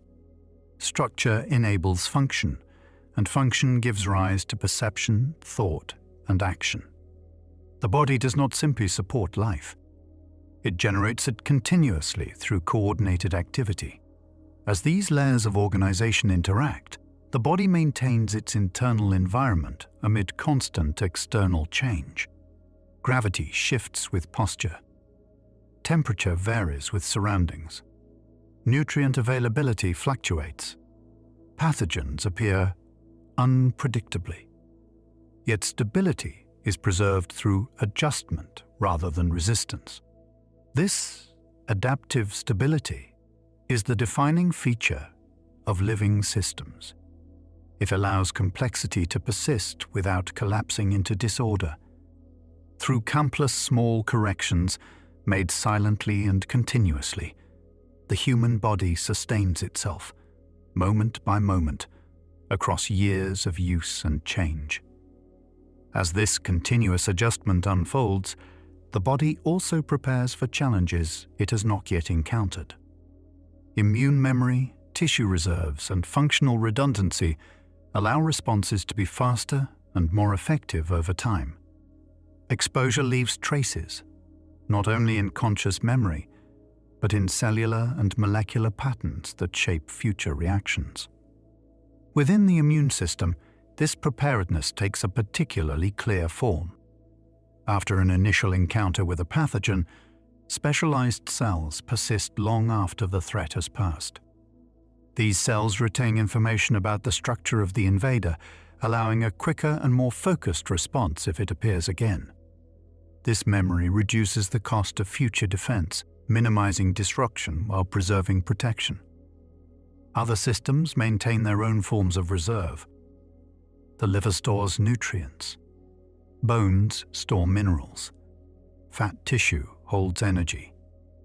Even the lungs and kidneys possess excess functional capacity, allowing adequate performance even if part of the tissue is damaged. This redundancy contributes to resilience, ensuring that loss or stress does not immediately translate into failure. Repair mechanisms operate continuously alongside these reserves. Damaged proteins are broken down and replaced. DNA errors are corrected. Cells that can no longer function properly are removed and replaced when possible. Although repair is never perfect, it is sufficient to maintain integrity over long periods, especially when demands are moderate. The nervous system demonstrates adaptability through plasticity. Neural connections strengthen with use and weaken when neglected. This flexibility underlies learning, skill acquisition, and recovery after injury. Although plasticity is most pronounced early in life, it persists throughout adulthood, allowing the brain to reorganize in response to experience. Muscle and bone exhibit similar responsiveness. Mechanical stress stimulates growth and reinforcement. Reduced use leads to gradual loss. These changes reflect an ongoing dialogue between structure and function, with tissues adapting to the loads they bear. The same principles that guide development continue to shape the body long after growth has ceased. Even systems that appear relatively static, such as the skin, are in constant renewal. Surface cells are shed and replaced. Glands adjust secretion. Blood flow shifts in response to temperature and activity. The boundary between body and environment is maintained through perpetual turnover. Across all these processes, energy availability sets the pace. Adequate nutrition and oxygen allow repair and adaptation to proceed efficiently. When resources are scarce, maintenance is prioritized over growth. This allocation reflects evolutionary pressures that favor survival under variable conditions. Taken together, these mechanisms illustrate how the body balances present demands with future needs. Immediate regulation preserves stability. Reserves and memory prepare for uncertainty. Adaptation refines performance over time. The result is a system capable of sustaining itself across a wide range of circumstances. As this overview nears its conclusion, the recurring theme remains clear. Human anatomy is not simply an arrangement of parts, but a living network of processes. Stability emerges from motion. Order arises from interaction. Life persists through continuous, coordinated activity that adjusts without pause. In quiet moments, when external demands recede, this activity continues uninterrupted. Cells exchange signals. Fluids circulate. Tissues renew. Systems communicate. The body remains engaged in its work, maintaining the internal conditions that make rest, awareness, and experience possible. This steady rhythm of regulation does not call attention to itself. It simply unfolds, moment after moment, sustaining the delicate balance that allows the human body to endure. As these processes continue, the body also demonstrates an ability to prioritize. Not every function is given equal weight at every moment. Instead, resources are allocated according to circumstance, ensuring survival under changing conditions. During physical exertion, blood flow is redirected toward muscles and away from less immediately critical organs. During digestion, circulation shifts toward the gastrointestinal tract. During rest, repair and replenishment take precedence. This prioritization is guided by overlapping control systems. Neural signals provide rapid adjustments, while hormonal cues shape longer-term allocation. Together, they determine where energy is spent, which tissues are supported, and which processes are temporarily scaled back. This flexibility allows the body to meet competing demands without losing overall stability. Stress responses illustrate this coordination clearly. When a threat is perceived, sensory input triggers neural pathways that prepare the body for action. Heart rate increases. Breathing deepens. Stored energy is released. At the same time, longer-acting hormonal signals sustain these changes, ensuring that muscles and the brain remain supplied with fuel. Once the challenge passes, feedback mechanisms restore balance, gradually shifting the body back toward maintenance and repair. Rest serves an equally important function. During periods of relative inactivity, energy can be diverted away from immediate action and toward restoration. Cellular repair accelerates. Immune activity adjusts. Memory consolidation occurs within neural circuits. Hormonal patterns shift to support recovery. Although rest appears passive, it is a highly active physiological state, essential for long-term function. Sleep, in particular, highlights how regulation operates across systems. While consciousness recedes, circulation continues, breathing remains rhythmic, and endocrine signals adjust metabolic priorities. Growth-related hormones peak. Neural activity reorganizes. Waste products generated during waking activity are cleared more efficiently. These processes underscore how deeply integrated regulation is, extending even into states of reduced awareness. Over time, repeated cycles of activity and rest shape the body's structure. Muscles adapt to patterns of use. Bone density reflects mechanical loading. Neural pathways strengthen through repetition. These changes are cumulative, embedding experience into anatomy. The body becomes, in a literal sense, a record of how it has been used. Despite this adaptability, limits remain. Regulatory systems can be strained by prolonged imbalance, extreme conditions, or sustained stress. When corrective mechanisms are overwhelmed, dysfunction emerges. Understanding the body's structure and coordination helps clarify why such breakdowns occur and why recovery often requires restoring balance rather than targeting a single component. Viewed in its entirety, the human body operates as a self-regulating system with remarkable coherence. Its many parts do not compete for dominance, but cooperate toward shared goals. Signals cross boundaries. Functions overlap. Redundancy provides resilience. Precision emerges from interaction rather than control from a single center.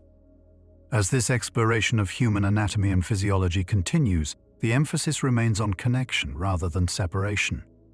Each system described contributes to a larger pattern of organization. Cells depend on tissues. Tissues form organs. Organs cooperate within systems. Systems integrate into a living whole. In that whole, stability is not a fixed state, but an ongoing achievement, maintained through countless small adjustments, guided by feedback, shaped by experience, and sustained by cooperation. This quiet orchestration allows the body to persist, adapt, and function, moment after moment, across the span of a human life. As this coordination continues across time, it becomes clear that the body is not driven by a single command center issuing constant instructions. Instead, regulation emerges from countless local decisions made simultaneously throughout the system. Cells respond to their immediate environment. Tissues adjust to local demands. Organs fine-tune their output based on incoming signals. The overall result appears seamless, not because it is centrally controlled, but because it is deeply interconnected. This distributed organization allows flexibility. If one pathway becomes less effective, others can often compensate. Blood can be rerouted. Alternative metabolic routes can supply energy. Neural circuits can reorganize. These adjustments may be subtle or pronounced, temporary or lasting, but they reflect the same underlying principle. Stability is achieved through adaptability. The passage of time leaves its mark on these systems. Repair continues, but slowly. Communication remains, but may become less precise. Yet even as capacity changes, coordination persists. The body does not abruptly stop functioning. It gradually shifts its priorities, maintaining core processes while scaling back others. This gradual transition reflects the same regulatory logic that governs growth and maintenance earlier in life. Throughout all of this, the internal environment remains the central concern. Oxygen levels are monitored. Fluid volumes are adjusted. Temperature is controlled. Nutrients are distributed. Waste is removed. These tasks never fully pause. Even in stillness, even in rest, they continue, quietly and reliably. The integration of systems also explains why changes in one area often produce effects elsewhere. Altered breathing influences blood chemistry. Shifts in circulation affect temperature and cognition. Hormonal changes reshape metabolism, mood, and structure. These interactions are not side effects. They are the natural consequence of a system designed to function as a whole. Understanding this interconnectedness does not require memorizing every structure or pathway. It begins with recognizing patterns, feedback rather than force, cooperation rather than isolation, adjustment rather than rigidity. These principles repeat across every scale of organization, from molecular interactions to coordinated organ function. As attention drifts from detail to overview, the complexity of anatomy begins to feel less overwhelming.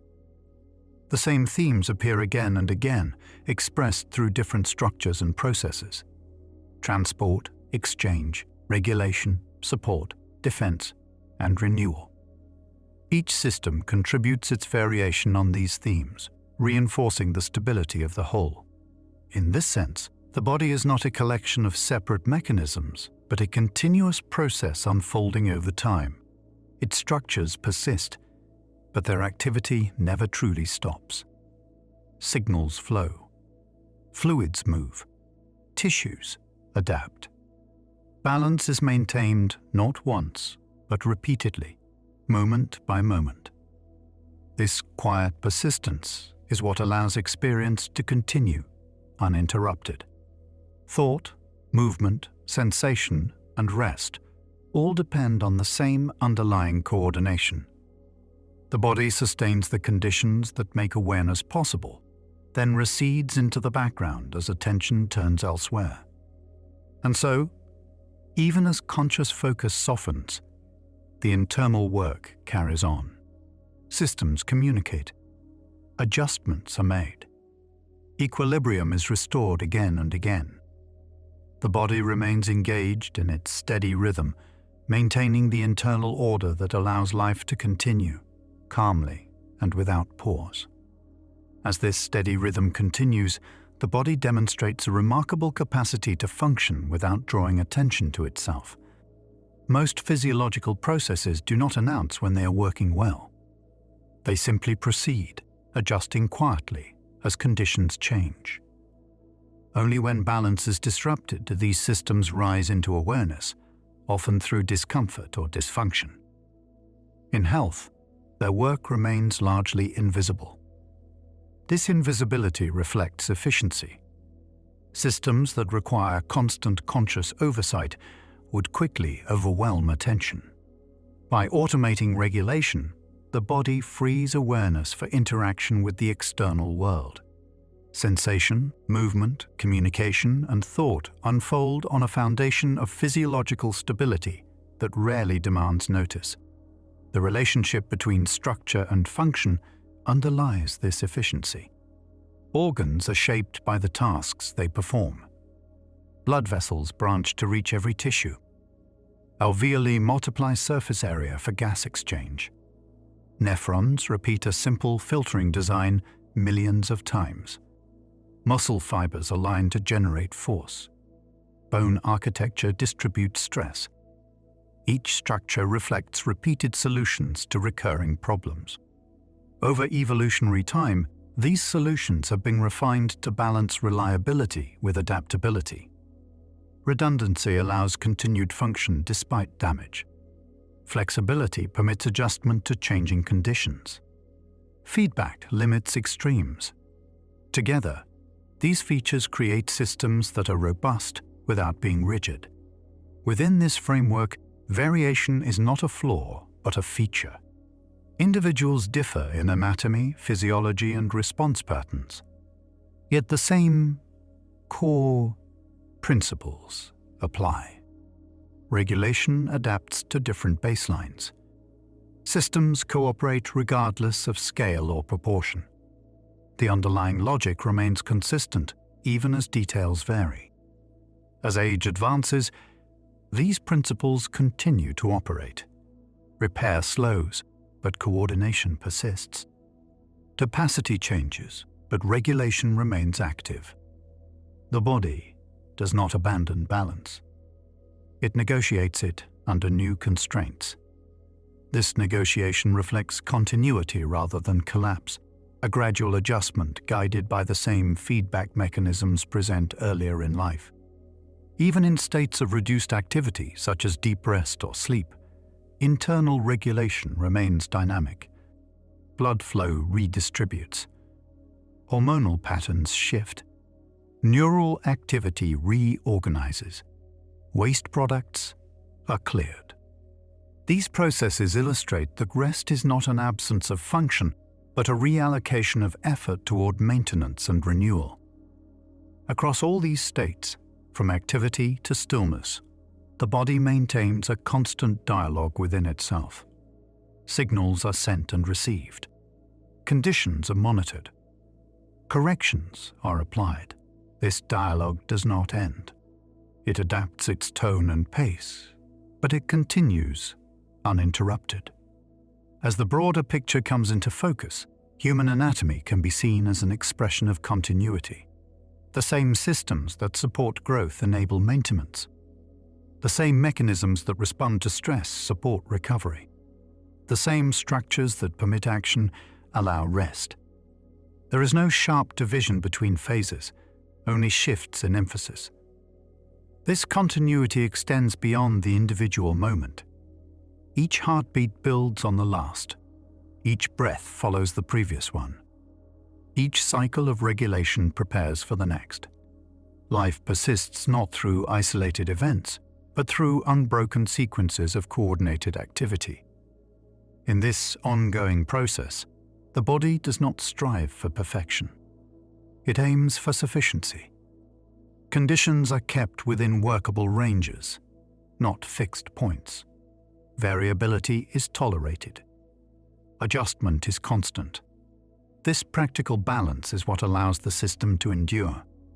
And so, as attention softens and detail fades, the underlying order remains.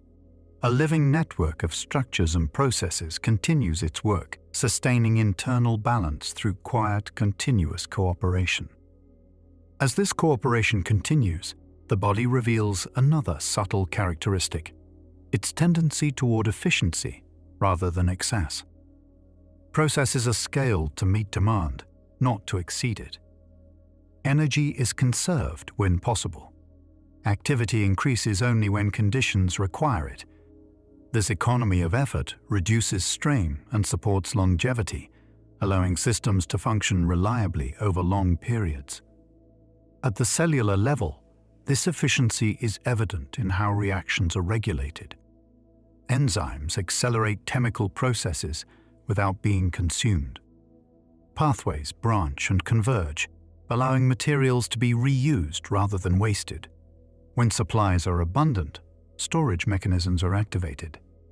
When supplies are limited, reserves are drawn upon.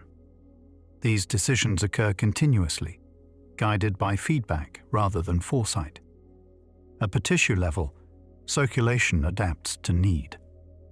Blood flow increases where activity is high and decreases where demand is low. This redistribution occurs moment by moment, ensuring that oxygen and nutrients are delivered where they are most useful. The same principle applies to ventilation in the lungs and filtration in the kidneys.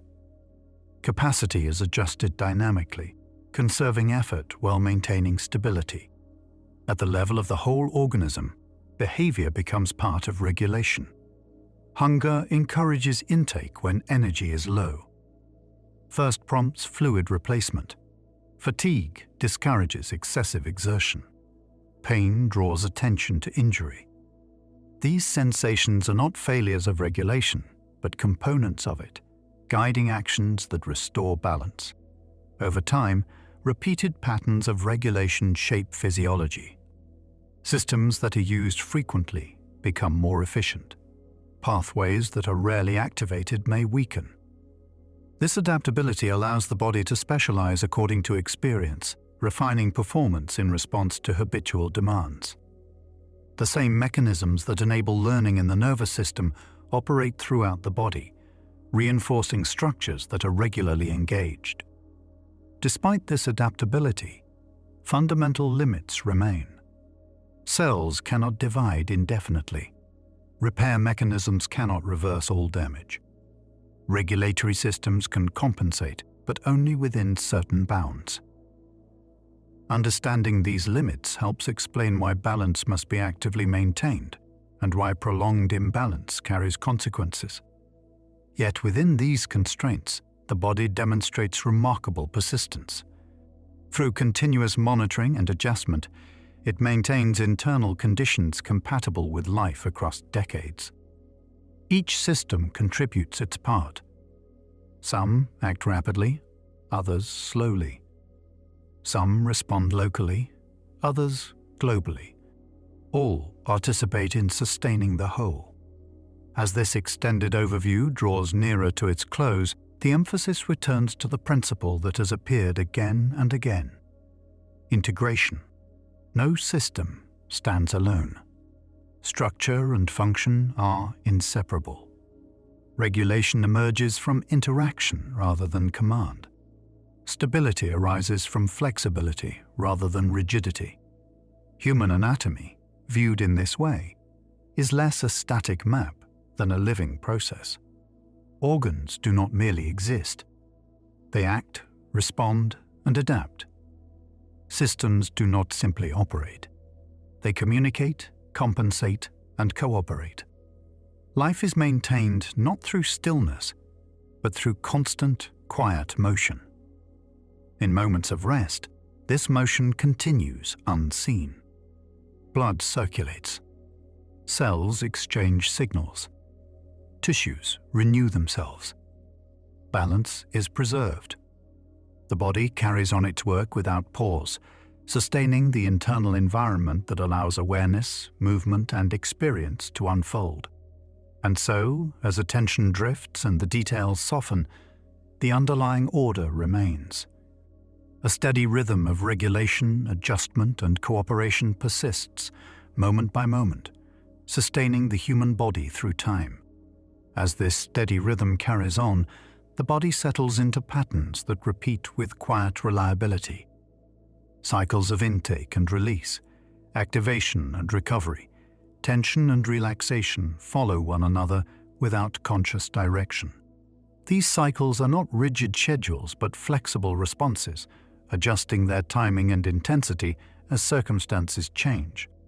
Within these repeating patterns, balance is never fully achieved and then left untouched.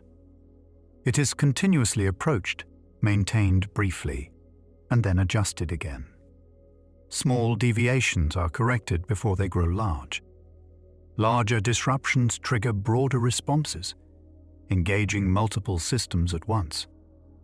This layered responsiveness allows the body to remain stable without being static.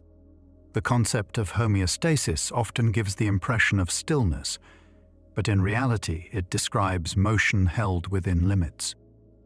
Temperature fluctuates slightly. Blood chemistry shifts within narrow ranges. Heart rate rises and falls. Breathing deepens and slows. These fluctuations are signs of regulation at work, not evidence of instability. As awareness fades from the details of structure and function, what remains is a sense of continuity. The same processes that supported growth now sustain maintenance.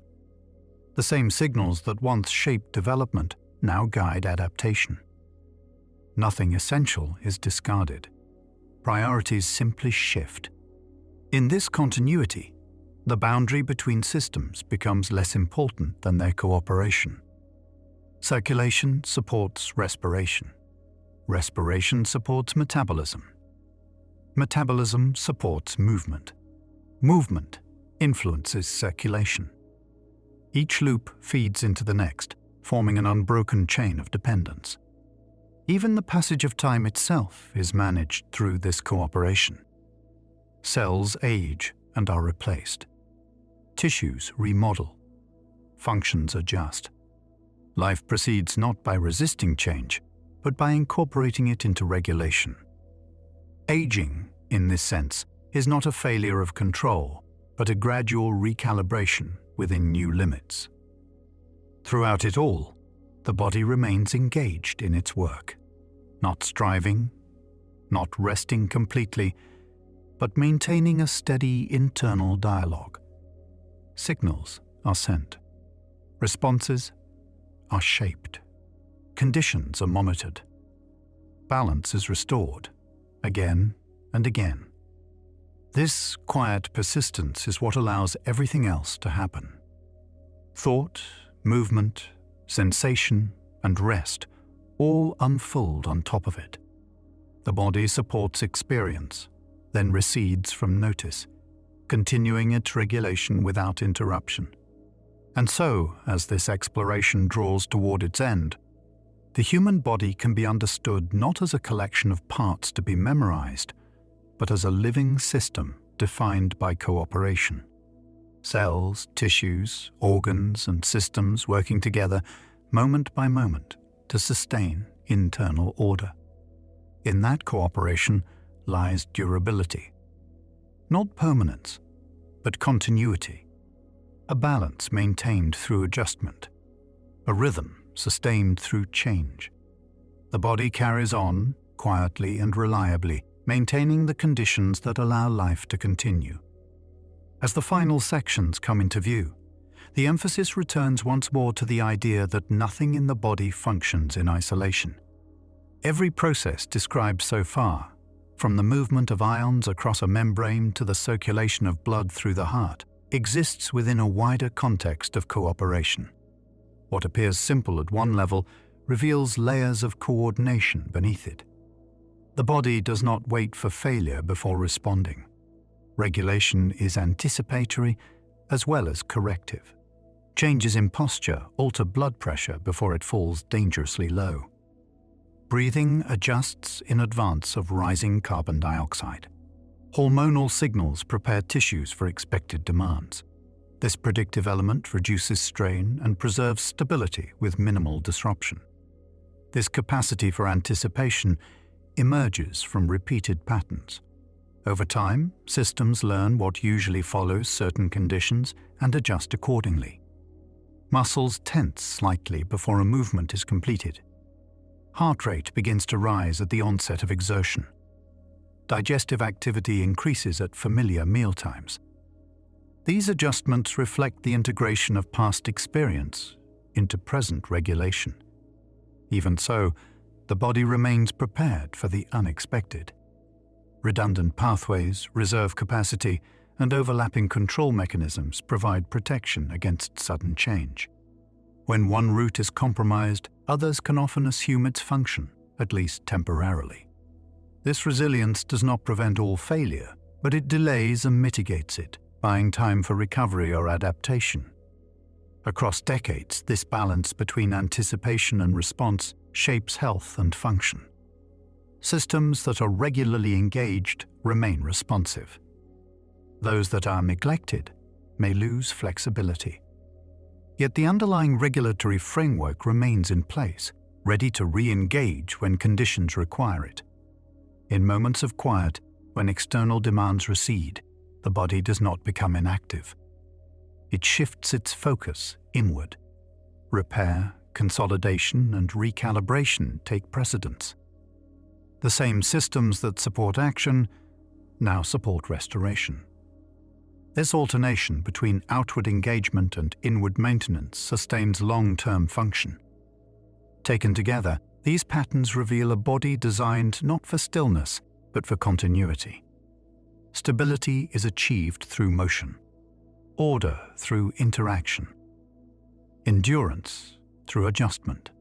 Anatomy provides the structure, but physiology gives it life through constant activity. As this extended overview comes to rest, there is no single concluding point, because the processes described do not conclude. They continue beyond awareness, beyond attention, maintaining the internal conditions that allow life to proceed. The human body persists through this quiet work.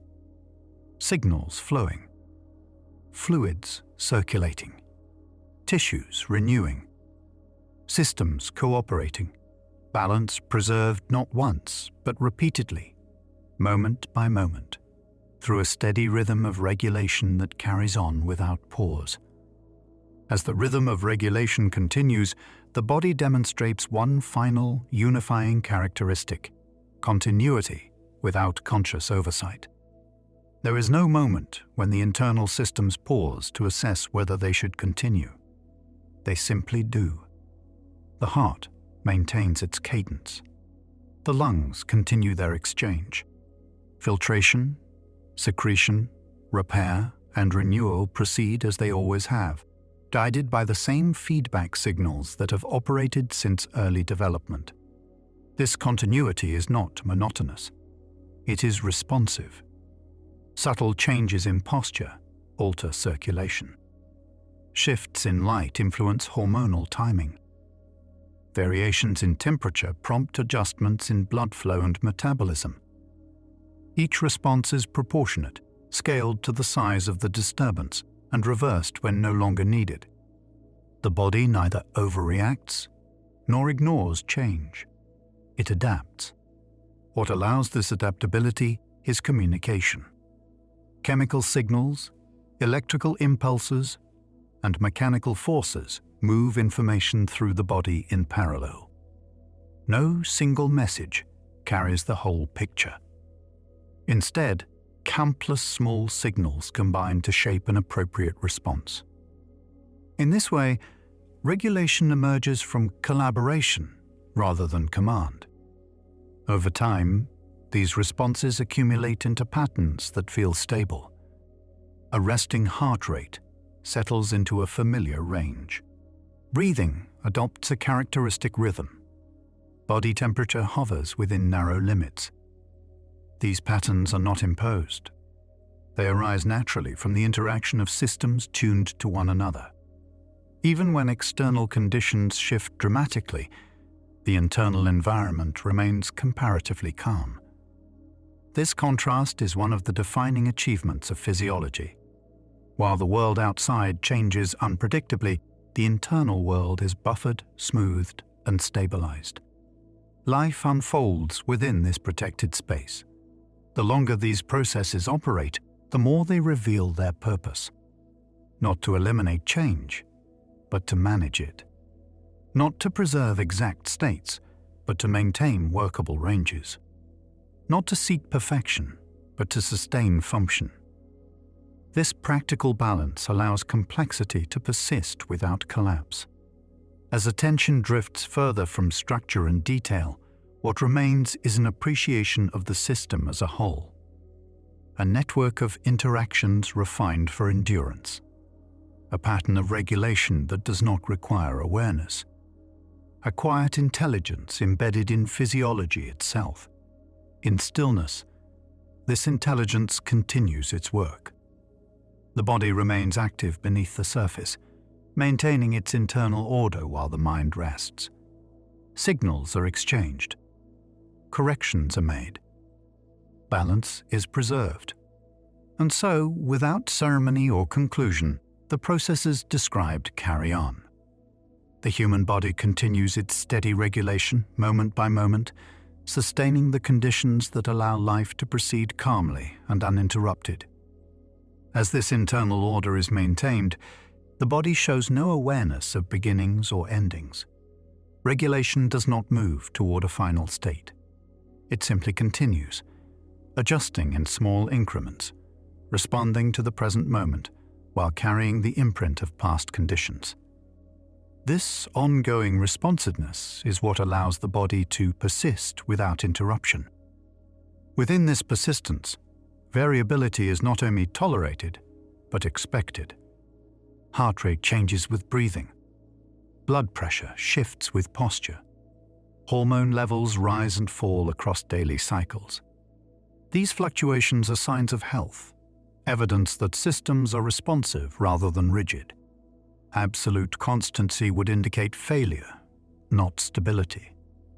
The nervous system reflects this responsiveness through constant background activity. Even at rest, neurons fire, networks synchronize, and patterns shift. Sensory input may fade from attention, but internal signaling remains active. This background activity supports readiness, allowing rapid engagement when conditions change. Similarly, the endocrine system continues its slow modulation. Hormones circulate, receptors respond, and tissues adjust their behavior. These signals shape metabolism, repair, and timing, coordinating processes that unfold beyond conscious perception. Their effects accumulate gradually, guiding long-term balance rather than momentary action. The body's capacity to integrate signals across different timescales is central to its function. Fast neural responses handle immediate demands.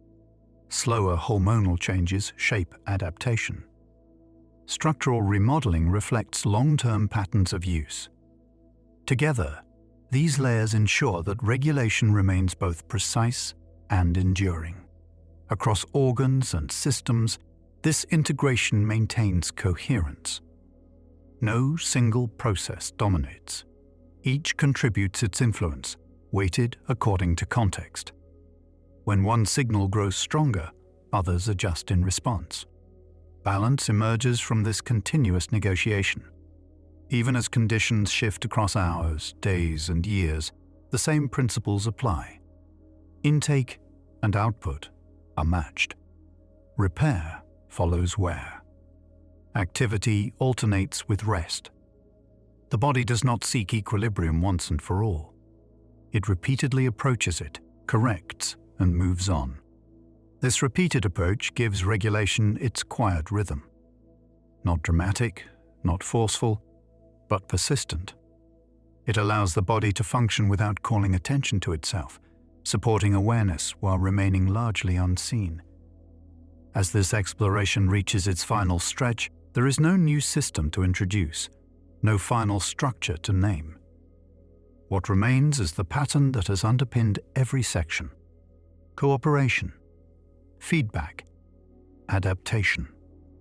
These principles unify anatomy and physiology into a single, continuous process.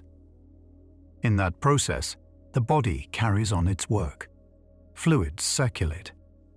Signals flow. Tissues renew. Balance is maintained. Life continues through steady regulation, unfolding calmly, without pause. As this steady regulation continues, the body does not distinguish between moments of importance and moments of quiet. The same processes that respond to exertion and demand remain active during stillness. Circulation flows. Breathing continues. Cells exchange materials and signals. Stability is preserved not by effort, but by continuity. What makes this possible is not complexity alone, but integration. Each system contributes information and action appropriate to its role, and those contributions are constantly adjusted in relation to one another. No single system dictates outcomes. Instead, balance arises from interaction, from countless small influences combining into coherent function. This interaction allows the body to remain adaptable without becoming unstable. When conditions change gradually, systems shift gradually. When change is sudden, responses scale up quickly and then recede. This flexibility is the foundation of resilience. It allows the body to absorb variation without losing coherence. Across long spans of time, these same principles support persistence. Growth gives way to maintenance. Maintenance gives way to gradual change. Yet regulation never disappears. It adapts its priorities, preserves essential functions, and adjusts expectations. Life continues not because nothing changes, but because change is managed. Seen from a distance, the human body appears calm and unified. Seen more closely, it is in constant motion. Molecules move. Cells renew. Signals travel. Tissues adapt. The apparent stillness of the whole emerges from the balanced activity of its parts. This balance does not require awareness. It unfolds beneath attention, supporting awareness without demanding it. Thought, sensation, movement, and rest all depend on this unseen work. The body maintains the conditions that allow experience to occur, then recedes into the background. As attention softens and detail fades, the underlying order remains. A network of systems continues its quiet cooperation. Adjustments are made, corrections applied, stability preserved. Not once, but repeatedly, moment after moment. There is no final state to reach, no point at which regulation ends. The work continues for as long as life persists. In that continuity lies the essence of physiology, a steady rhythm of adjustment that sustains the human body calmly and reliably, allowing it to endure through time. As this rhythm carries on, it becomes clear that the body is not striving toward a destination. It is sustaining a process. Each correction leads naturally to the next, each adjustment preparing the ground for what follows. There is no moment when regulation is complete, only moments when balance is sufficient for life to continue smoothly. This sufficiency is the quiet triumph of physiology. Oxygen remains available. Nutrients are delivered. Waste is removed. Temperature is held within workable bounds. Signals continue to pass between cells and systems. None of this requires deliberation. It unfolds through mechanisms refined to operate without pause. In this way, the body creates a stable interior world that allows the outer world to be experienced. Sound can be heard. Light can be seen. Movement can occur. Rest can settle in. All of it depends on the same background activity continuing uninterrupted, maintaining conditions that rarely call attention to themselves. As the details of structure and function recede, what remains is the pattern that unites them. Continuous exchange. Constant communication. Adjustment rather than resistance. The body endures not by holding still, but by moving within limits, correcting gently, and carrying on. And so the work continues quietly. Fluids circulate. Cells renew. Systems cooperate. Balance is preserved, moment by moment, without announcement. The human body maintains itself in this steady way, sustaining life through an unbroken rhythm of regulation that goes on calmly and reliably as awareness drifts and rest takes hold. As this quiet work proceeds, the body remains indifferent to whether it is being observed or understood. Its processes do not depend on knowledge of anatomy or awareness of physiology. They operate regardless, guided by the same internal logic that has carried them forward from the earliest stages of development. Within this logic, no action is isolated. A change in one place is felt elsewhere. A shift in circulation alters temperature. A change in breathing affects blood chemistry. Hormonal signals reshape metabolism and tissue behavior. These interactions are not incidental. They are the means by which coordination is achieved across distance and time. The persistence of this coordination explains why the body can tolerate variation without losing function. Meals are skipped or delayed. Sleep is shortened or extended. Activity levels rise and fall. Yet internal conditions remain within workable limits. Regulation absorbs irregularity and smooths it into continuity. Even when demands accumulate, compensatory mechanisms engage. Heart rate increases. Breathing deepens. Energy stores are mobilized. Once demand passes, recovery begins. These transitions are rarely abrupt. They unfold gradually, restoring balance without excess. This gradualism is central to endurance. Sudden extremes are avoided when possible. Corrections are scaled rather than absolute. The body adjusts just enough, then reassesses, then adjusts again. Through this iterative process, Stability is maintained over long periods. As these adjustments repeat, the body establishes familiar rhythms. Daily cycles emerge. Patterns of activity and rest recur. Internal timing systems align physiological processes with environmental cues. These rhythms support efficiency, ensuring that functions peak when they are most useful and recede when demand is low. Underlying all of this is the same principle encountered again and again: cooperation. No system acts alone. Each contributes information, energy, or structure to the whole. Balance is not enforced. It is negotiated continuously. In this negotiation, there is no need for urgency. The body does not rush toward equilibrium. It approaches it steadily, corrects deviations, and carries on. This unhurried persistence allows regulation to fade from awareness while remaining fully active. And so the internal work continues. Signals pass quietly. Fluids move steadily. Tissues renew themselves. Balance is preserved not through stillness, but through constant, gentle adjustment.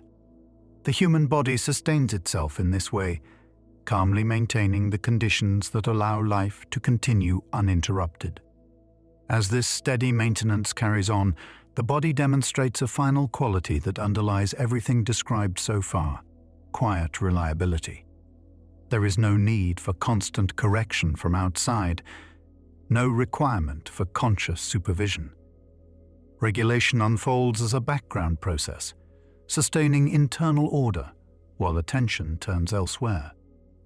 This reliability arises from the layering of control. When one signal fluctuates, others compensate. If a process slows, parallel pathways adjust. If a demand increases, reserves are drawn upon. These layers ensure that no single point of failure brings the entire system to a halt. Stability is distributed rather than centralized. Over time, this distribution allows the body to absorb wear without immediate collapse. Cells age and are replaced. Proteins degrade and are rebuilt. Minor damage accumulates and is repaired. Although perfection is never achieved, sufficiency is maintained. Function continues within workable bounds. The same principle applies to information flow. Signals are rarely absolute commands. They are modulated, combined, and interpreted in context. A hormone may increase sensitivity rather than force action. A nerve impulse may adjust probability rather than dictate outcome. Through this subtle signaling, responses remain proportional and flexible. As the internal environment is preserved, experience remains possible. Movement is supported. Sensation is processed. Awareness persists. The body provides the stable platform on which all of this unfolds, then recedes again into the background. There is no final adjustment that completes this process. Regulation does not end. It continues for as long as life continues, repeating the same quiet work through countless cycles of correction and renewal. In this persistence lies the essence of human physiology. Not dramatic action, but steady maintenance. Not rigid control, but continuous adjustment. The body sustains itself through this calm, unbroken rhythm, maintaining balance moment by moment as time passes on. As this steady maintenance continues, the body reveals an even deeper form of continuity, one that extends beyond individual systems and momentary states. Regulation is not merely reactive or adaptive, it is cumulative. Each cycle of adjustment leaves a subtle imprint, shaping how future adjustments unfold. The body learns without awareness, refining its responses through repeated experience. This accumulation is visible in countless small ways. Tissues that are regularly supplied with oxygen become more efficient at using it. Pathways that are frequently activated transmit signals with greater ease. Organs that encounter recurring demands anticipate them more effectively over time. These changes are not dramatic, yet they influence function quietly and persistently. At the same time, the body remains conservative. It does not commit all resources to a single pattern. Flexibility is preserved. Capacity is held in reserve. This balance between refinement and restraint allows adaptation without fragility. The system becomes better suited to its environment while remaining capable of change. Within this framework, health is less a fixed state than a range of successful negotiations. Variables fluctuate, but not excessively. Systems compensate, but not endlessly. When balance is challenged, responses are mounted. When balance is restored, effort subsides. This rhythm repeats without fanfare. Even processes that seem slow or static are engaged in this negotiation. Bone density reflects long-term mechanical forces. Vascular structure adapts to patterns of flow and pressure. Metabolic pathways shift in response to habitual intake and activity. Over years, these changes accumulate, embedding lifestyle into anatomy. Despite this deep responsiveness, regulation remains grounded in the present. Signals reflect current conditions. Feedback adjusts ongoing activity. The past shapes capacity, but it does not dictate response. Each moment is met with fresh adjustment, informed but not constrained by what came before. As the internal environment is maintained, the body continues to provide a stable foundation for experience. Sensory information is processed. Movement unfolds smoothly. Thought arises and fades. All of this depends on the same background activity proceeding without interruption. The remarkable aspect of this arrangement is its silence. There is no central announcement of success or failure. No signal declares that balance has been achieved. Regulation simply continues, correcting deviations as they appear, allowing the system to persist without drawing attention to itself. As time passes, the work remains the same in principle, even as conditions change. Growth gives way to maintenance. Maintenance shifts toward conservation. Yet the underlying mechanisms endure. Feedback loops remain active. Communication persists. Cooperation continues. In this sense, the human body is best understood not as a machine completing tasks, but as a living process sustaining itself. Its parts do not merely operate. They participate. They exchange information, adjust their behavior, and support one another in an ongoing effort to preserve internal order. There is no final equilibrium waiting to be reached. There is only the next moment and the adjustment that accompanies it. Life continues through this sequence of small, coordinated responses, unfolding calmly and reliably over time. And so, even as attention softens and awareness drifts, the body remains at work. Fluids circulate. Cells renew. Signals flow. Balance is maintained again and again. This quiet persistence carries on, sustaining the human body through an unbroken rhythm of regulation that allows life to continue without interruption. As this quiet persistence unfolds, the body continues to demonstrate how stability is maintained not through force or rigidity, but through gentle, repeated adjustment. Each moment is met with countless small responses, most too subtle to notice, yet together they shape the conditions that allow life to proceed without disruption. Within every tissue, cells respond continuously to their surroundings. Nutrient availability alters metabolic pathways. Mechanical forces influence structure. Chemical signals adjust activity. None of these responses is dramatic in isolation. Their significance lies in their accumulation, in the way many small changes combine to produce reliable function over time. This accumulation does not aim toward perfection. It aims toward adequacy. The body does not eliminate all variation. It permits fluctuation within tolerable limits. Temperature shifts slightly. Blood chemistry drifts within narrow ranges. Energy levels rise and fall. These variations are not failures of control. They are evidence that regulation is active and responsive. As conditions shift, priorities adjust. During demand, energy is mobilized. During rest, repair becomes dominant. During scarcity, conservation takes precedence. These shifts are not abrupt commands, but gradual reallocations guided by overlapping signals.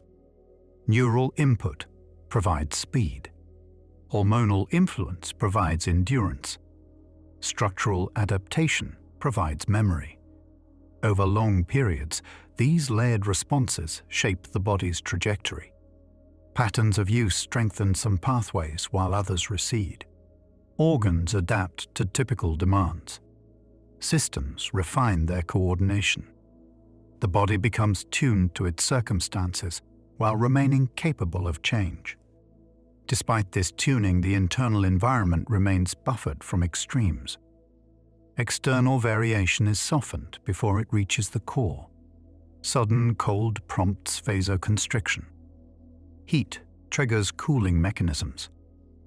Changes in posture are compensated by circulatory reflexes. This buffering allows internal processes to continue smoothly even as the outside world fluctuates.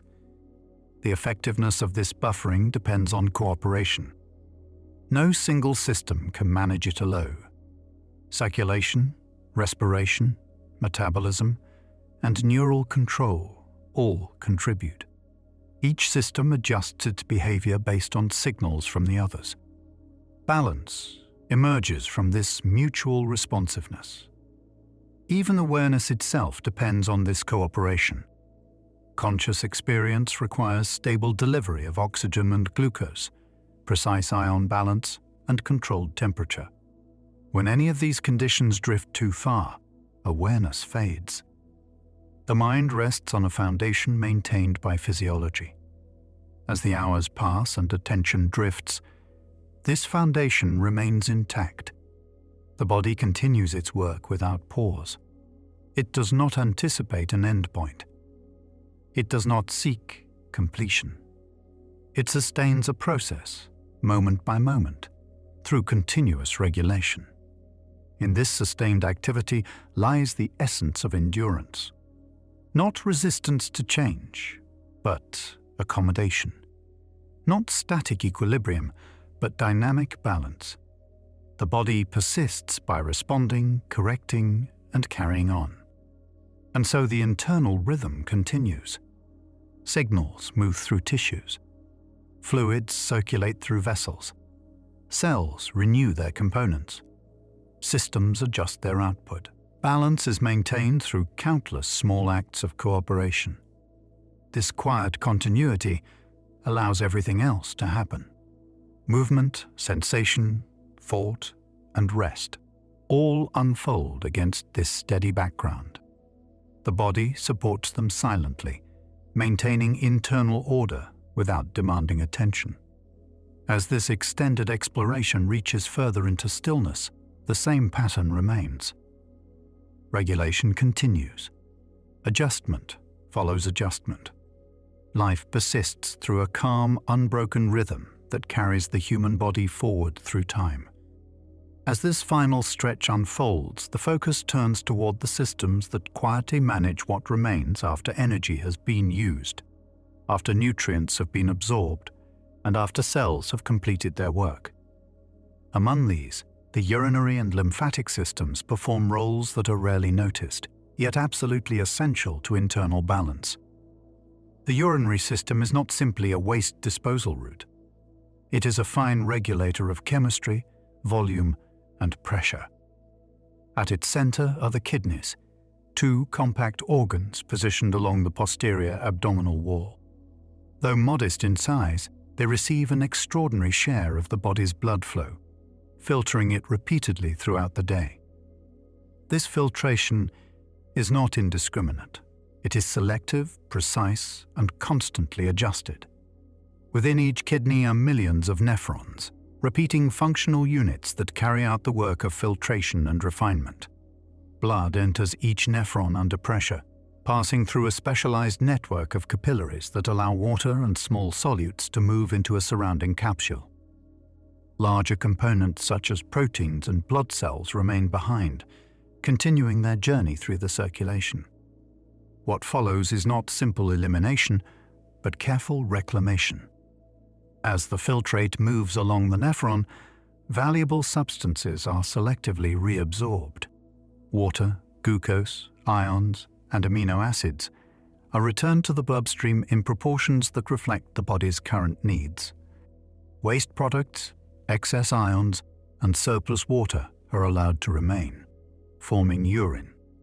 This process allows the kidneys to regulate blood volume, electrolyte balance, and acid-base status simultaneously. If blood volume rises, more water is excreted. If it falls, reabsorption increases. If acidity shifts, hydrogen ions or bicarbonate are adjusted accordingly. These corrections occur continuously, guided by hormonal signals and local sensing mechanisms. The kidneys also contribute to longer-term regulation. They release hormones that influence blood pressure. They participate in red blood cell production by secreting erythropoietin. They activate vitamin D, supporting calcium balance and bone health. Through these actions, the urinary system extends its influence far beyond waste removal. Urine formed in the kidneys travels through the ureters to the urinary bladder, where it is stored until elimination. The bladder itself is a muscular reservoir capable of significant expansion. Its emptying is governed by a combination of reflexes and voluntary control, illustrating once again how automatic regulation and conscious action intersect. Running parallel to the urinary system, yet serving a different purpose, is the lymphatic system. This network of vessels, nodes, and organs manages fluid balance, immune surveillance, and fat transport. It operates quietly alongside the circulatory system, collecting what escapes from capillaries and returning it to the bloodstream. As blood moves through capillary beds, not all fluid is reabsorbed at the venous end.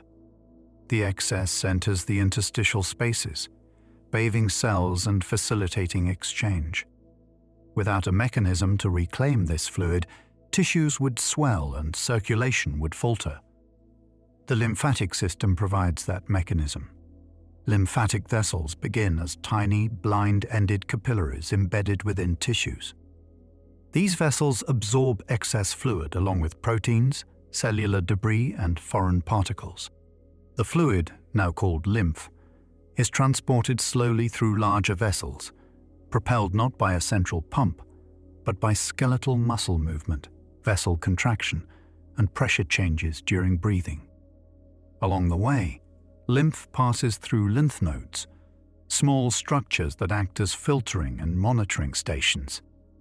Within these nodes, immune cells examine the contents of lymph, responding to pathogens and coordinating defense when needed. This surveillance allows immune responses to be initiated before invaders spread widely. The lymphatic system also plays a role in nutrition. Specialized lymphatic vessels in the small intestine absorb dietary fats, packaging them into particles that enter the circulation indirectly. This pathway allows fats to be transported efficiently, without overwhelming the blood immediately after a meal. Ultimately, lymph is returned to the bloodstream through large ducts that empty into major veins near the heart. In this way, fluid balance is preserved, immune defense is maintained, and nutrients are delivered, all without disrupting circulation. These systems do not operate in isolation.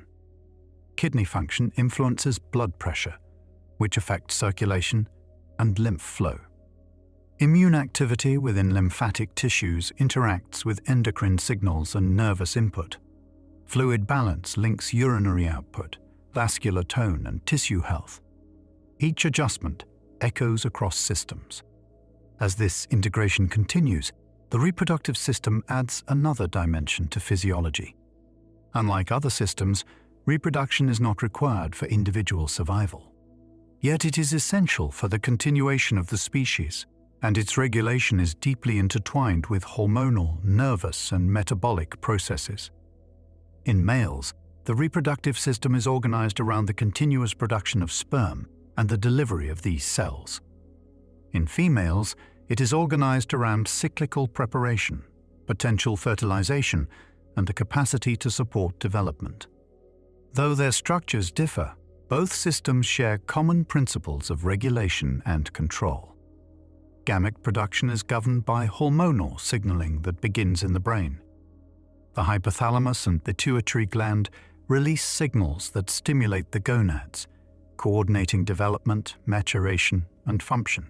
These signals do not act in isolation. They interact with nutritional status, stress levels, and overall health. In females, the menstrual cycle reflects a carefully timed sequence of hormonal changes. Ovarian follicles mature, ovulation occurs, and the uterus prepares for possible implantation. If fertilization does not take place, the cycle resets, guided by feedback loops that maintain rhythm over many years. In males, sperm production proceeds continuously after puberty, with hormones regulating both quantity and quality. Testosterone influences not only reproductive tissues, but muscle mass, bone density, red blood cell production, and behavior. Through these wide-ranging effects, reproductive hormones shape the body as a whole. Reproductive systems also illustrate how anatomy and physiology extend across time. Cells produced early in development persist for decades.